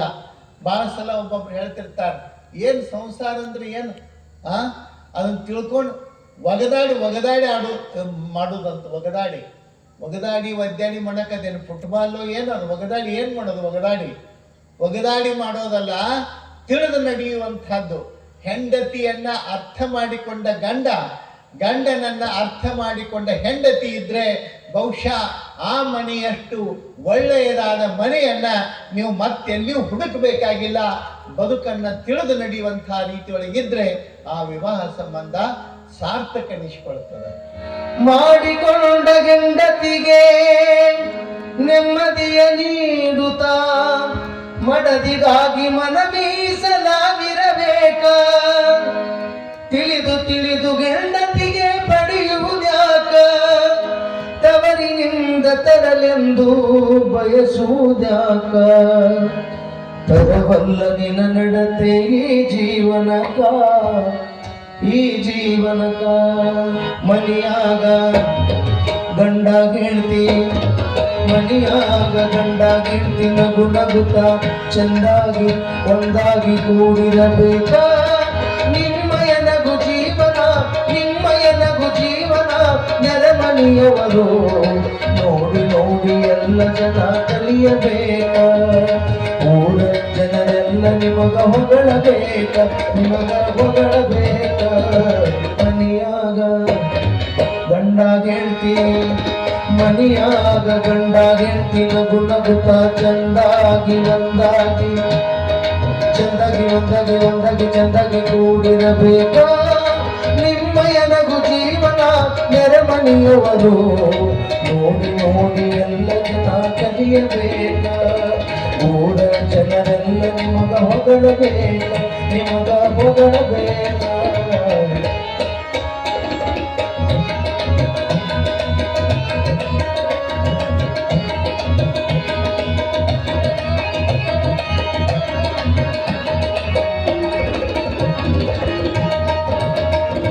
ಬಡತನ ಬಂದಾಗ ಹೊಟ್ಟೆಗಿಟ್ಟು ಸಿಗದಾಗ ಮಂದಿ ಮನೆಯ ಮುಂದೆ ಹೋಗಿ ನಿಲ್ಲುವುದಾಕ ಬಡತನ ಬಂದಾಗ ಹೊಟ್ಟೆಗಿಟ್ಟು ಸಿಗದಾಗ ಮಂದಿ ಮನೆಯ ಮುಂದೆ ಹೋಗಿ ನಿಲ್ಲುವುದಾಕ ನಮ್ಮ ಮನೆಯ ಗೋಳು ಅವರಿಗೆ ಹೇಳುವುದಾಕ ಗಂಡನ ಜೊತೆಗೂಡಿ ಬಾಳಲೇಬೇಕ ಗಂಡನ ಜೊತೆಗೂಡಿ ಬಾಳಲೇಬೇಕ ಗಂಜಿ ಕುಡಿದಾದರೂ ನೀ ಬದುಕಬೇಕ ತಾಯಿ ತಂದೆ ಹೆಸರ ನೀ ತರಬೇಕ ಮನಿಯಾಗ ಗಂಡಾಗೆಳ್ತಿಯಾಗ ಮನಿಯಾಗ ಗಂಡಾಗೆಳ್ತಿ ನಗು ನಗುತ್ತ ಚಂದಾಗಿ ಒಂದಾಗಿ ಕೂಡಿರಬೇಕ ನಿಮ್ಮಯ ನಗು ಜೀವನ ನೆರೆಮನೆಯವರು ನೋಡಿ ನೋಡಿ ಎಲ್ಲ ಜನ ಕಲಿಯಬೇಕ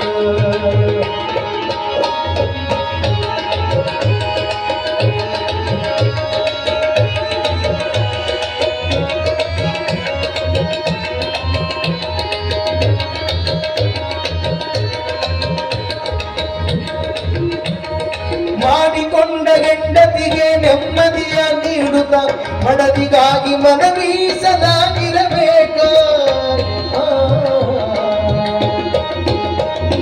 ಮಾಡಿಕೊಂಡ ಹೆಂಡತಿಗೆ ನೆಮ್ಮದಿಯ ನೀಡುತ್ತ ಮಡದಿಗಾಗಿ ಮನವೀಸಲಾಗಿರಬೇಕ ತಿಳಿದು ತಿಳಿದು ಹೆಂಡತಿಗೆ ಬಡಿಯುವುದ್ಯಾಕ ತವರಿನಿಂದ ತರಲೆಂದು ಬಯಸುವುದ್ಯಾಕ ತವರಿನಿಂದ ತರಲೆಂದು ಬಯಸುವುದ್ಯಾಗ ತರವಲ್ಲ ನಿನ್ನ ನಡತೆ ಈ ಜೀವನಕ ತರವಲ್ಲ ನಿನ್ನ ನಡತೆ ಈ ಜೀವನಕ ಮನಿಯಾಗ ಗಂಡಾಗೆಳ್ತಿ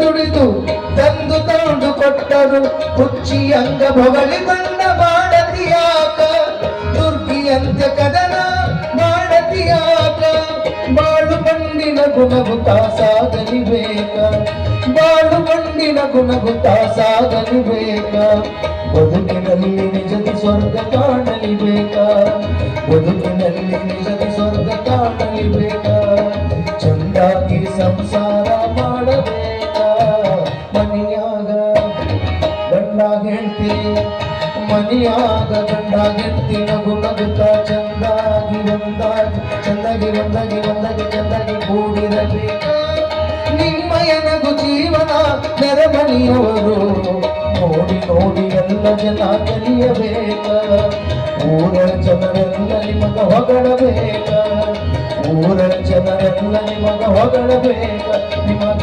ಹೊಗಳಬೇಕ ನಿಮಗ ಹೊಗಳಬೇಕ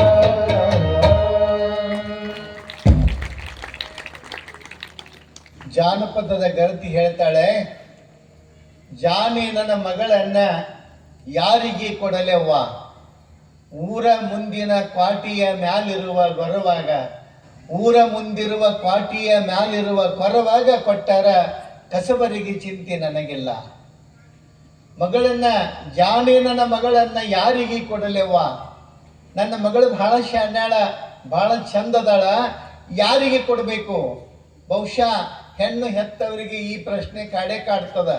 ಆಕೆ ವಿಚಾರ ಮಾಡಿ ಒಂದು ತೀರ್ಮಾನಕ್ಕೆ ಬರ್ತಾಳ, ಯಾರಿಗೆ ಕೊಡಲೆವ್ವ?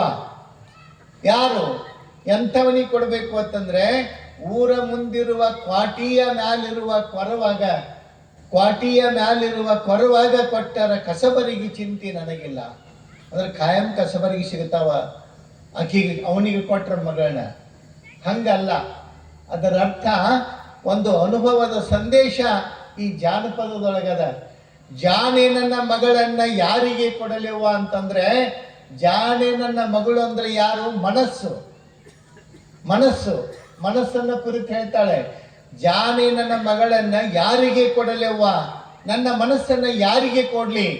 ಊರ ಮುಂದಿರುವ ಕ್ವಾಟಿಯ ಮ್ಯಾಲಿರುವ, ಊರ ಮುಂದ ಇರ್ತಕ್ಕಂಥ ಕೋಟೆ ಅಂತಂದ್ರೆ ಈ ಶಿರಸ್ಸಿನ ಮೇಲಿರುವ ಕೊರವಾಗ ಅಂತಂದ್ರೆ ನಮ್ಮ ಶಿರಸ್ಸಿನ ಪಶ್ಚಿಮ ಶಿಖಾಚಕ್ರದಲ್ಲಿರ್ತಕ್ಕಂಥ ಚಿಜ್ಯೋತಿಯಾಗಿರ್ತಕ್ಕಂಥ ಆ ಪರಮಾತ್ಮನಿಗೆ ನನ್ನ ಮಗಳನ್ನ ಕಂದ್ರೆ ಮನಸ್ಸನ್ನ ಕೊಟ್ಟು ಬಿಟ್ರೆ, ದೇವರಿಗೆ ನನ್ನ ಮನಸ್ಸನ್ನ ಕೊಟ್ಟು ಬಿಟ್ರೆ ಕಸಬರಿಗೆ ಚಿಂತೆ ನನಗಿಲ್ಲ. ಕಸಬರಿಗೆ ಅಂದ್ರೆ ಯಾವುದು ಅಂತಂದ್ರೆ ಕಾಲ, ಅಂದ್ರೆ ಸಾವಿನ ಚಿಂತೆನೇ ನನಗಿಲ್ಲ ಅಂತ ಹೇಳಿ ಅದ್ಭುತವಾದ ಸಾಲುಗಳನ್ನ ಜಾನಪದದ ಗರತಿ ಹೇಳ್ತಾರೆ.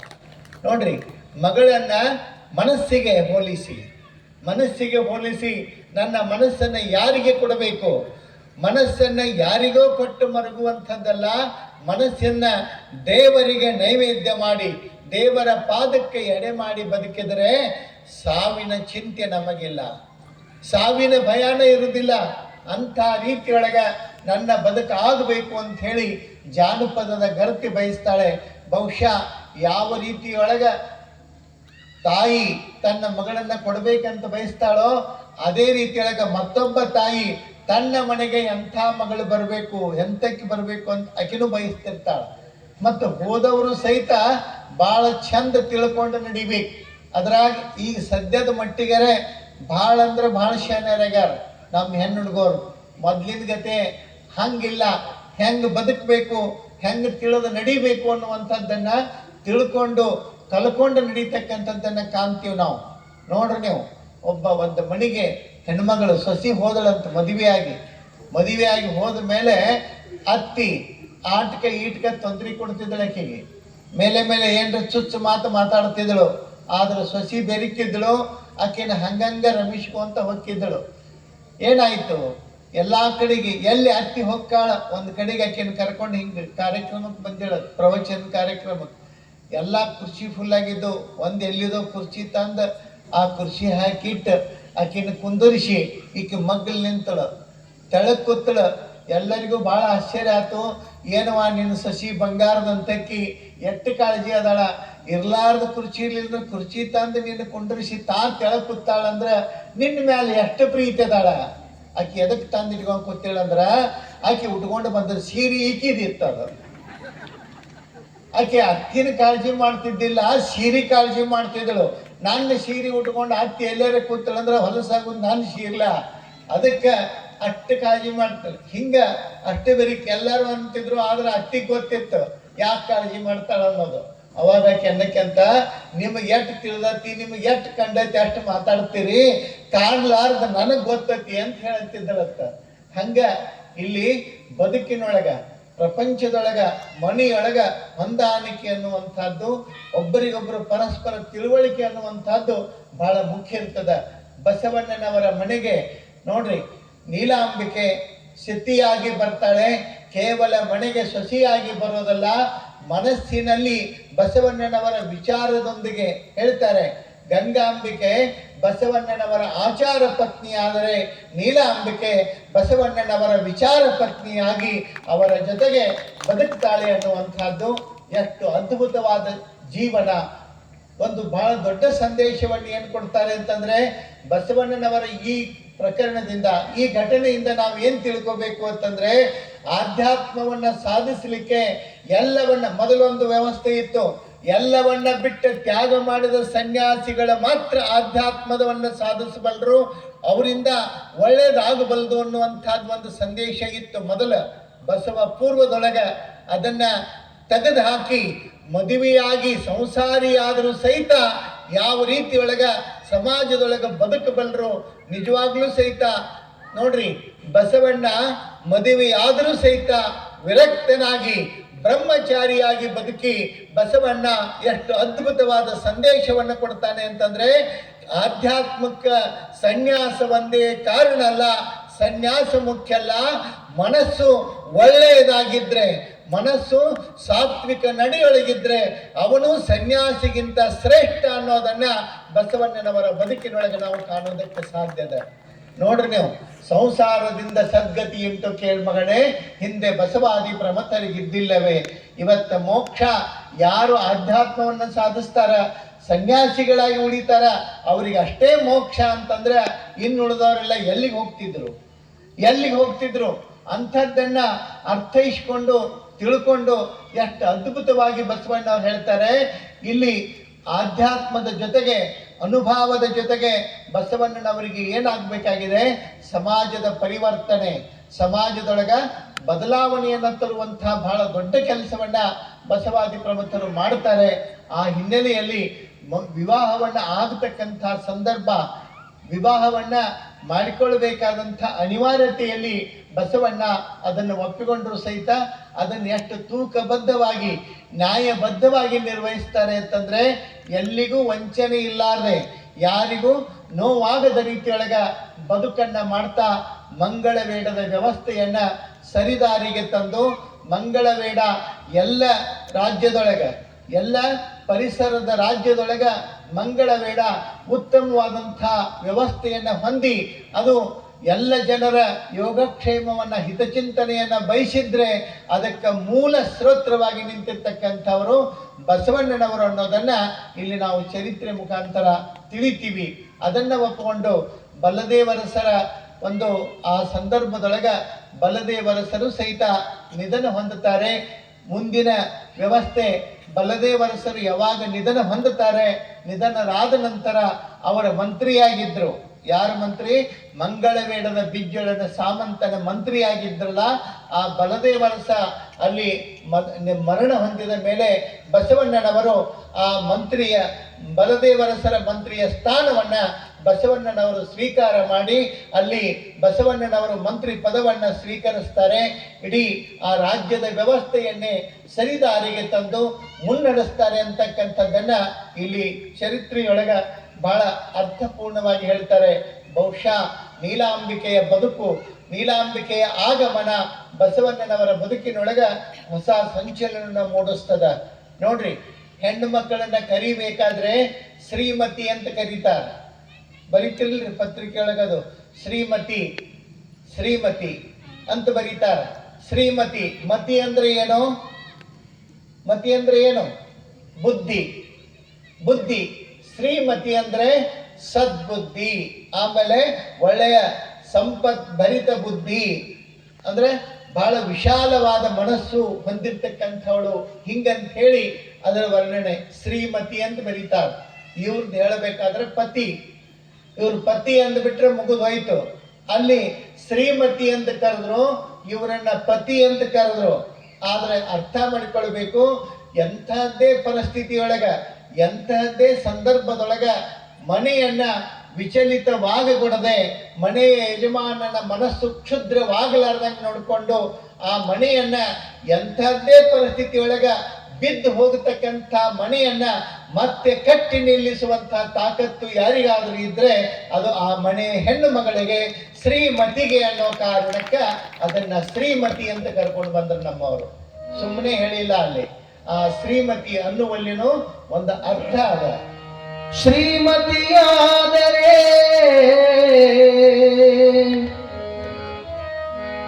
ರೂಪವತಿಯಾದರೆ, ಶ್ರೀಮತಿಯಾದರೆ ಮುಗೀತೆ, ಧರ್ಮವತಿಯಾಗುವುದು ಬೇಡವೇ?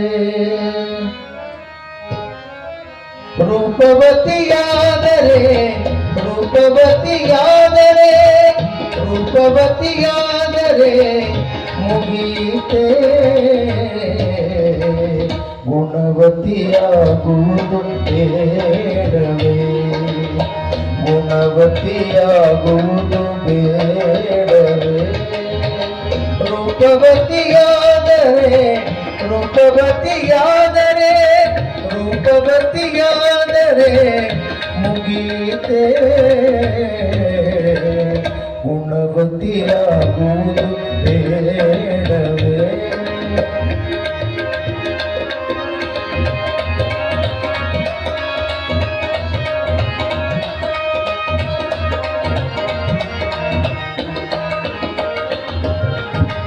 ವಿದ್ಯಾವತಿಯಾದರೆ ಮುಗಿಯಿತೆ ವಿದ್ಯಾವತಿಯಾದರೆ ಮುಗಿಯಿತೆ ಶ್ರದ್ಧಾವತಿಯಾಗುವುದು ಬೇಡವೇ ವಿದ್ಯಾವತಿಯಾದರೆ ಮುಗಿಯಿತೆ ಶ್ರದ್ಧಾವತಿಯಾಗುವುದು ಬೇಡವೇ ಧನಲಕ್ಷ್ಮಿಯಾದರೆ ಮುಗೀತೆ ಧನಲಕ್ಷ್ಮಿಯಾದರೆ ಮುಗೀತೆ ಗೃಹಲಕ್ಷ್ಮಿಯಾಗುವುದು ಬೇಡವೇ ಗೃಹಲಕ್ಷ್ಮಿಯಾಗುವುದು ಬೇಡವೇ ರೂಪವತಿಯಾದರೆ ಮುಗೀತೆ ಗುಣವತಿಯಾಗುವುದು ಬೇಡವೇ ಹುಕ್ಕೇರೀಶ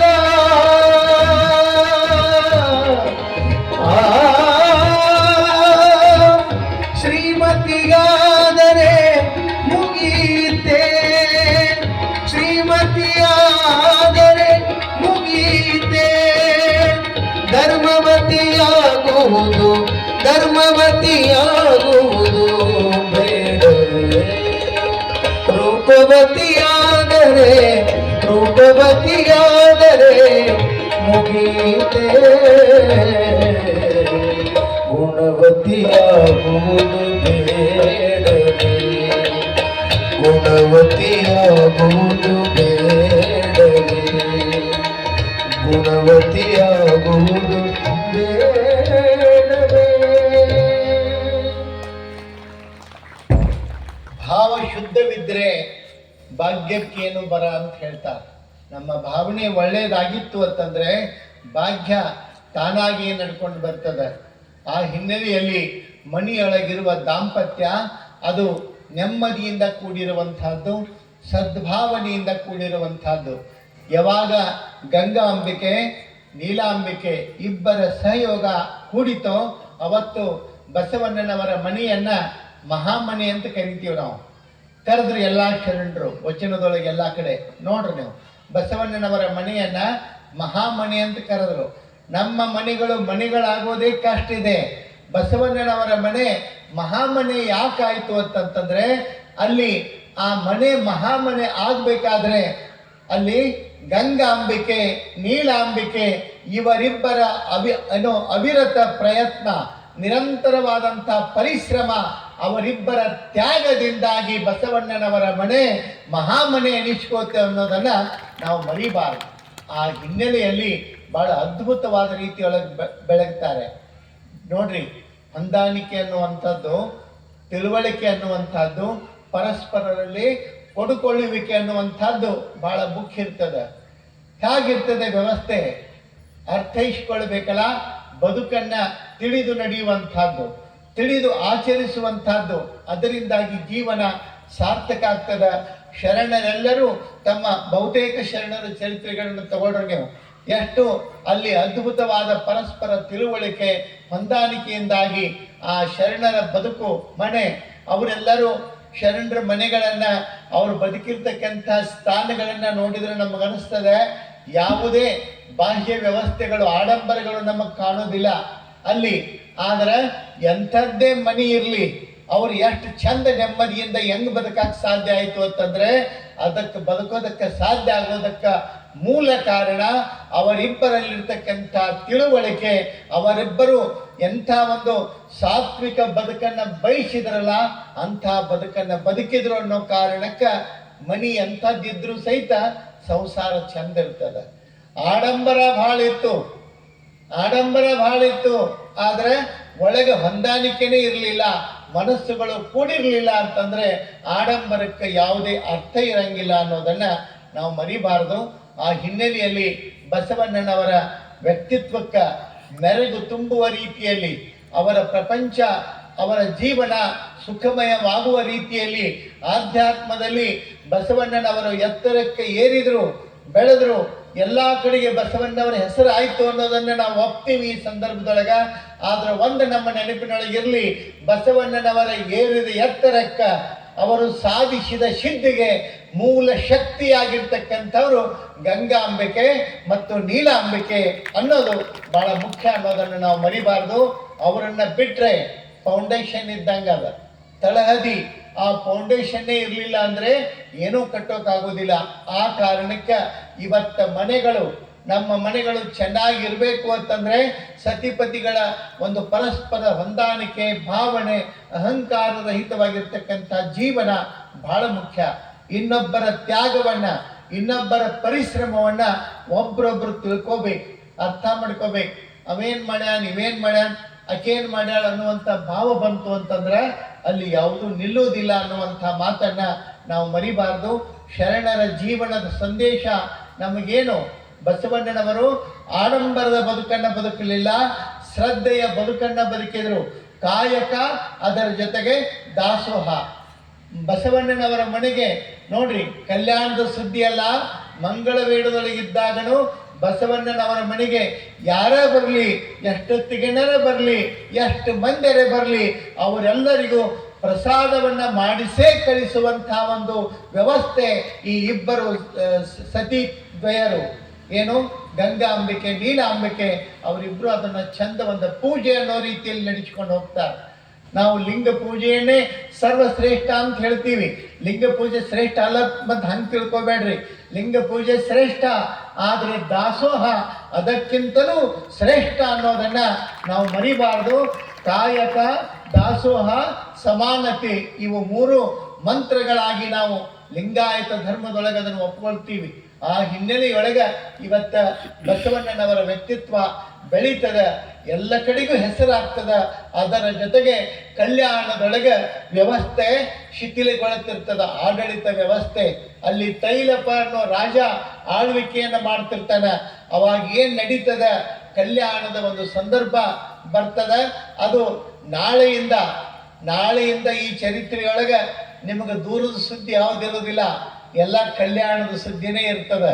ಬಸವ ಕಲ್ಯಾಣ ಸುದ್ದಿನೇ ಮುಂದಿನ ದಿನದೊಳಗೆ ನಾವು ನೋಡ್ತೀವಿ ಅನ್ನುವಂಥ ಮಾತನ್ನು ಈ ಸಂದರ್ಭದಲ್ಲಿ ಹೇಳೋದ್ರ ಮುಖಾಂತರ ಇವತ್ತ ಒಂದು ವ್ಯವಸ್ಥೆಯನ್ನು ನಡೆಸಿಕೊಂಡು ಬಂದಿರತಕ್ಕಂಥದ್ದು.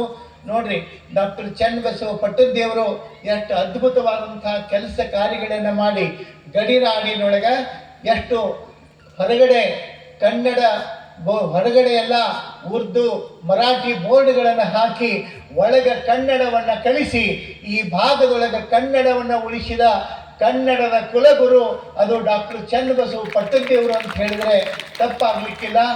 ಎಷ್ಟು ಕಷ್ಟಪಟ್ಟಾರ ಅವರು. ಅವರ ಜೀವನದುದ್ದಕ್ಕೂ ತಮ್ಮ ಸ್ವಂತಕ್ಕೆ ಸುಖ ಅನ್ನೋದು ಒಂದು ತುತ್ತು ರುಚಿಯಾದ ಊಟವನ್ನು ಸಹಿತ ಮಾಡಿರ್ತಕ್ಕಂಥ ನಿದರ್ಶನಗಳು ನಮಗೆ ಸಿಗೋದಿಲ್ಲ. ಯಾರ್ದರೆ ಭಕ್ತರ ಮನೆಗೆ ಹೋದಾಗ ಪ್ರಸಾದ ಮಾಡಿದರೆ ಮಾಡಿ ಹೋಯ್ತಷ್ಟೇ. ಆದರೆ ತಮಗಾಗಿ ಏನನ್ನೂ ಮಾಡಿಕೊಂಡು ಉಣ್ಣುವಂಥ ಮನಸ್ಥಿತಿ ಅವರಲ್ಲ.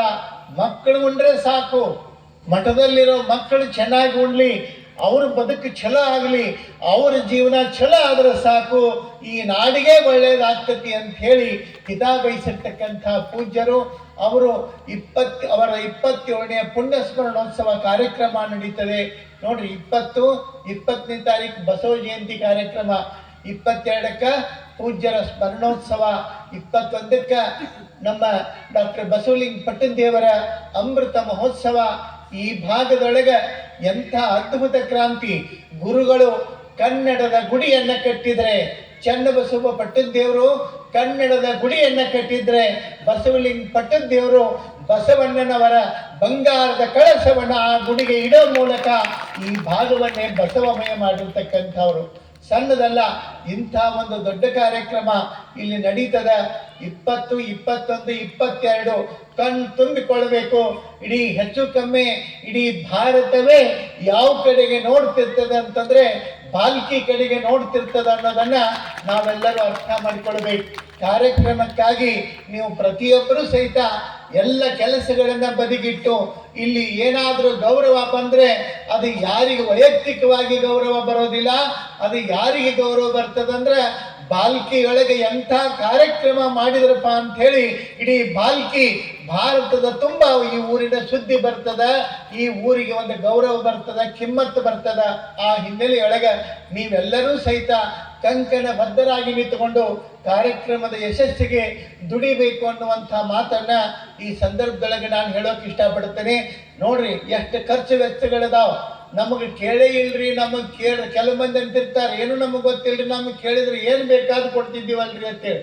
ಕೇಳಿದ ಮೇಲೆ ಕೊಡೋದಲ್ಲ. ನಾನೊಂದು ಮಾತು ಹೇಳಕ್ಕೆ ಇಷ್ಟಪಡ್ತೀನಿ. ಕೇಳಿಸಿಕೊಂಡು ಕೊಡೋ ಭಕ್ತಿ ಬೇರೆ, ಕೇಳಲಾರ್ದನೆ ತಂದು ಕೊಡುವಂತ ಭಕ್ತಿ ಏನದ ಅದು ನಿಜವಾದ ಭಕ್ತಿ ಅಂತ ಕಲಿಸ್ಕೊಳ್ತದ.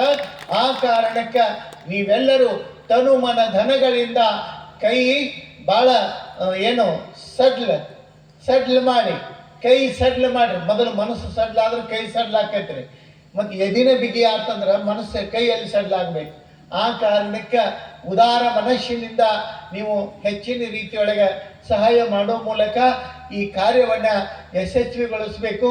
ಹೆಚ್ಚಿನ ಸಂಖ್ಯೆಯೊಳಗೆ ನೀವೆಲ್ಲ ಈ ಕಾರ್ಯಕ್ರಮದೊಳಗೆ ಭಾಗವಹಿಸಿ ಈ ಕಾರ್ಯಕ್ರಮವನ್ನು ಸಾರ್ಥಕಗೊಳಿಸ್ಕೋಬೇಕು ಅಂತಕ್ಕಂಥ ಮಾತನ್ನು ಹೇಳ್ತಾ ನೀವೆಲ್ಲರೂ ಒಂದು ಸಾರಿ ಜೋರಾಗಿ ಕೈ ಮೇಲೆತ್ತಿ ಚಪ್ಪಾಳೆ ತಟ್ಟುವ ಮೂಲಕ ನಾವೆಲ್ಲರೂ ಕಾರ್ಯಕ್ರಮದೊಳಗೆ ಭಾಗಿಯಾಗ್ತೀವಿ ಅನ್ನುವಂಥ ಭರವಸೆಯನ್ನು ತಾವೆಲ್ಲ ನೀಡಿದ್ರಿ. ನಿಮ್ಮೆಲ್ಲರಿಗೂ ಒಳ್ಳೆಯದಾಗಲಿ. ಬಸವಣ್ಣ ಬಸವಾದಿ ಪ್ರಮುಖರು ಈ ನಾಡನ್ನ ಸಂರಕ್ಷಿಸಲಿ ಹಾಗೆ ಅಂತ ಕೊಂಡೇಳಿ ಆಶಿಸ್ತಾ ಪೂಜ್ಯರ ಸಂಕಲ್ಪ ಅದು ಸಾರ್ಥಕಗೊಳ್ಳಲಿ. ನಾವು ನೀವೆಲ್ಲರೂ ಕಂಕಣಬದ್ಧರಾಗಿ ನಿಲ್ಲೋಣ ಅನ್ನುವಂಥ ಮಾತನ್ನ ಈ ಸಂದರ್ಭದೊಳಗೆ ನಾನು ಹೇಳೋಕೆ ಇಷ್ಟಪಡ್ತೇನೆ. ನೋಡ್ರಿ, ಒಂದು ಕಾಡಿಗೆ ಬೆಂಕಿ ಹತ್ತಿದಾಗ ಎಲ್ಲರೂ ಆ ಬೆಂಕಿಯನ್ನು ಆರಿಸೋದಕ್ಕೆ ಬಹಳ ಪ್ರಯತ್ನ ಮಾಡ್ತಿದ್ರಂತೆ. ದೊಡ್ಡ ದೊಡ್ಡ ಮಷೀನ್ಗಳು ಬಂದು ಹೆಲಿಕಾಪ್ಟರ್ಲೆ ನೀರು ಒಯ್ದೊಯ್ದು ಸುರುತ್ತಿದ್ರು. ಹಂಗೆ ಬೆಂಕಿ ಉರಿತಿತ್ತು, ಹಂಗೆ ನೀರು ಸುರುತ್ತಿದ್ರು. ಒಂದು ಗುಬ್ಬಿ ತಾನೂ ಸಹಿತ ಅಲ್ಲಿರ್ತಕ್ಕಂಥ ಗುಬ್ಬಿ ಅದು ಹೋಗಿ ಒಂದಿಷ್ಟು ನೀರು ತನ್ನ ಬಾಯೊಳಗೆ ನೀರು ತಗೊಂಡು ಬಂದು ಆ ಬೆಂಕಿ ಮೇಲೆ ಉಗುಳುತ್ತಿತ್ತ ಮತ್ತು ಓಡಿ ಹೋಗ್ತಿತ್ತ. ಹಿಂಗೆ ಅಡ್ಡಾಡೋದನ್ನ ನೋಡಿ ಮತ್ತೊಂದು ಪ್ರಾಣಿ ಕೇಳ್ತದ ಆ ಗುಬ್ಬಿಗೆ, ನೀ ಇರುವುದು ಏಟದಿ, ನಿನ್ನ ಬಾಯಿ ಏಟತಿ, ನಿನ್ನ ಚುಂಚಿನೊಳಗೆ ನೀರು ಎಷ್ಟು ಬರುವುದಾವು, ಎಂತೆಂಥ ದೊಡ್ಡ ದೊಡ್ಡವರಲ್ಲಿ ಆರ್ಸಾಕ ನಿಂತರು ಆರ್ವಾಲ್ತು, ನೀ ಹೋಗಿ ಎಷ್ಟು ನೀರು ಸುರುತ್ತಿ, ನಿನ್ನ ನೀರಿನಿಂದ ಬೆಂಕಿ ಆರ್ತತೇನೋ, ತನ್ನಗ ಕುಂಡ್ರು ಬಾ, ದೊಡ್ಡವ್ರ ಕಾಲಾಗ ಅಡ್ಡಾಡ್ ಬರಬೇಡ ಅಂತ ಹೇಳ್ತತ್ತ. ಅವಾಗ ಗುಡ್ಡು ಹೇಳ್ತದ, ನನ್ನ ಬಾಯಿಯೊಳಗೆ ನೀರು ಬಹಳ ಬರುವುದಿಲ್ಲ, ನಾನು ಎಷ್ಟು ಓದು ಶುರುವಾದೀನಿ, ನನ್ನಿಂದ ಬೆಂಕಿ ಆರುವುದಿಲ್ಲ ಅನ್ನೋದು ನನಗೆ ಗೊತ್ತದ. ಕಾಡಿಗೆ ಬೆಂಕಿ ಹತ್ತಿದಾಗ ಎಲ್ಲರೂ ಆರಿಸೋದಕ್ಕೆ ಓಡಾಡಕತ್ತಾರ. ನಾಳೆಗೆ ಅಕಸ್ಮಾತ್ ಈ ಘಟನೆಯನ್ನು ಯಾರಾದರೂ ಬರೆದ್ರು ಅಂತಂದ್ರೆ ಆ ಬರವಣಿಗೆಯೊಳಗೆ ಇಂತಿಂಥವ್ರು ಆರ್ಸಾಕ್ ನಿಂತಿದ್ರು ಅನ್ನೋ ಲಿಸ್ಟ್ನೊಳಗೆ ಆರಿಸುವವ್ರ ಲಿಸ್ಟ್ನಾಗ ನನ್ನ ಹೆಸರಿರಲಿ, ನಿಂತು ನೋಡೋರ ಲಿಸ್ಟ್ನಾಗ ನನ್ನ ಹೆಸರು ಬೇಡ ಅಂತ ಹೇಳ್ತತ್ತ. ಯಾವುದು? ಗುಬ್ಬಿ. ಅದಕ್ಕೆ ನಾನು ಇಲ್ಲಿ ಕುಂತು ಗುಬ್ಬಿಗಳಿಗೆ ಏನು ಹೇಳೋದು ಅಂತಂದ್ರೆ, ನಮ್ಮ ಹೆಸರು ಎಲ್ಲಿರಬೇಕು?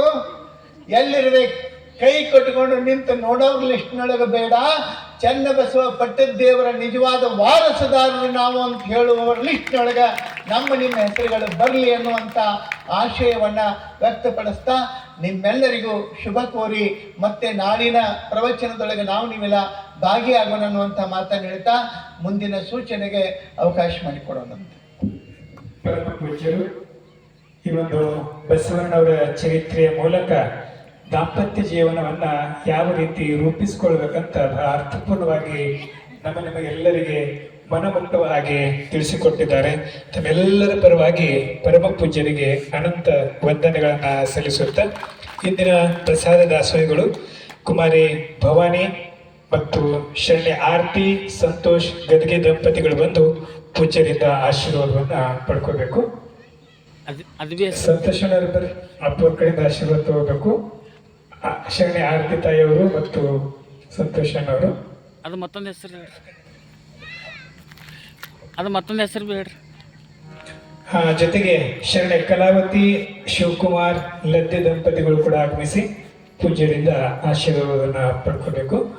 ಮಂಗಲಾದ ನಂತರ ತಾವೆಲ್ಲರೂ ಪ್ರಸಾದವನ್ನ ಸ್ವೀಕರಿಸಿ ಹೋಗಬೇಕು. ಈಗ ಪರಮ ಪೂಜ್ಯರಿಂದ ಶರಣೆ ಆರತಿ ಸಂತೋಷ್ ಗದ್ಗೆ ದಂಪತಿಗಳಿಗೆ, ಜೊತೆಗೆ ಶರಣೆ ಕಲಾವತಿ ಶಿವಕುಮಾರ್ ಲದ್ದೆ ದಂಪತಿಗಳಿಗೆ ಆಶೀರ್ವಾದವನ್ನ ಮಾಡಲಾಗ್ತದೆ.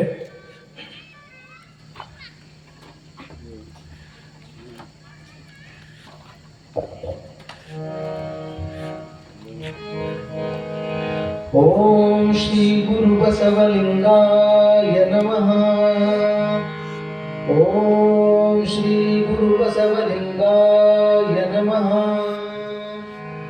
ಓಂ ಶ್ರೀ ಗುರು ಬಸವಲಿಂಗಾಯ ನಮಃ. ಓಂ ಶ್ರೀ ಗುರು ಬಸವಲಿಂಗಾಯ ನಮಃ.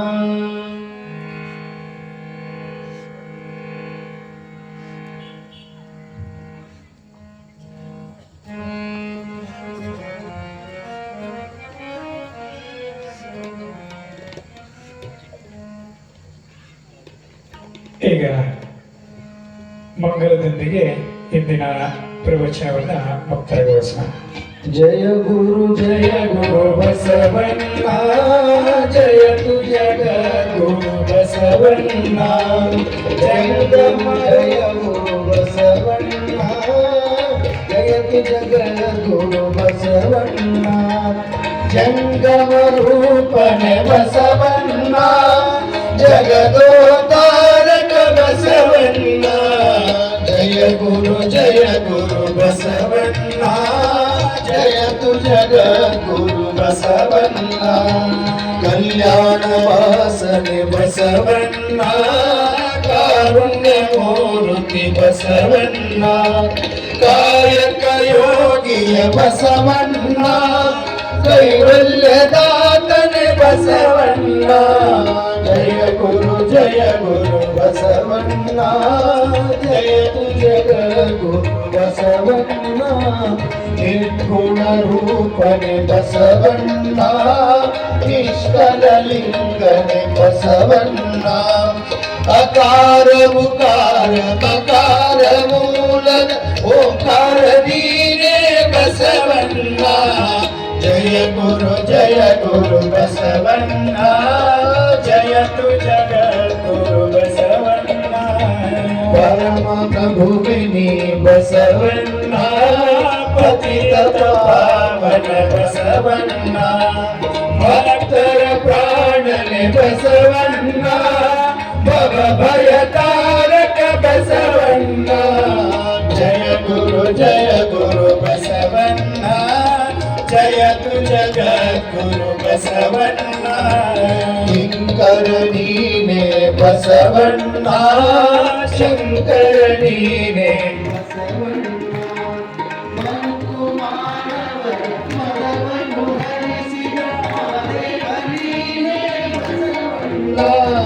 ಜಯ ಗುರು ಬಸವಣ್ಣ, ಜಯತು ಜಗದ್ಗುರು ಬಸವಣ್ಣ. ಅಣುವಿನೊಳಗನಿ ಅಣುವಣ್ಣ, ಮಾದೊಳಗೆ ನೀ ಮರವಣ್ಣ. ಶರಣರ ಹೃದಯ ನಿವಾಸನೆ ಅಣ್ಣ, ಬೇಗನೆ ಬಾರೈ ಬಸವಣ್ಣ. ಜಯ ಗುರು ಬಸವಣ್ಣ, ಜಯತು ಜಗದ್ಗುರು ಬಸವಣ್ಣ. ಜಯತು ಜಗದ್ಗುರು ಬಸವಣ್ಣ, ಜಯತು ಜಗದ್ಗುರು ಬಸವಣ್ಣ. ಬಸವಣ್ಣನೇ ತಾಯಿ ಬಸವಣ್ಣನೇ ತಂದೆ, ಬಸವಣ್ಣನೇ ಪರಮ ಬಂಧು ಎನಗೆ ವಸುದೇಶ ಕಪಿಲ ಸಿದ್ಧ ಮಲ್ಲಿಕಾರ್ಜುನ. ನಿಮ್ಮ ಹೆಸರಿಟ್ಟ ಗುರು ಬಸವಣ್ಣನಯ್ಯ. ತಂದೆ ನೀನು, ತಾಯಿ ನೀನು, ಬಂಧು ನೀನು, ಬಳಗ ನೀನು, ಎನಗೆ ನೀವಲ್ಲದೆ ಮತ್ತಾರು ಇಲ್ಲವಯ್ಯ. ಕೂಡಲ ಸಂಗಮ ದೇವ, ಹಾಲಲ್ಲದ್ದು ನೀರಲ್ಲದ್ದು ನಿಮ್ಮ ಧರ್ಮ. ಶರಣ ಸತಿ ಲಿಂಗಪತಿ ಹರ ಮಹಾದೇವ ಬಸವ. ವಿಶ್ವಗುರು ಬಸವೇಶ್ವರ ಮಹಾತ್ಮ ಕಿ ಜಯ.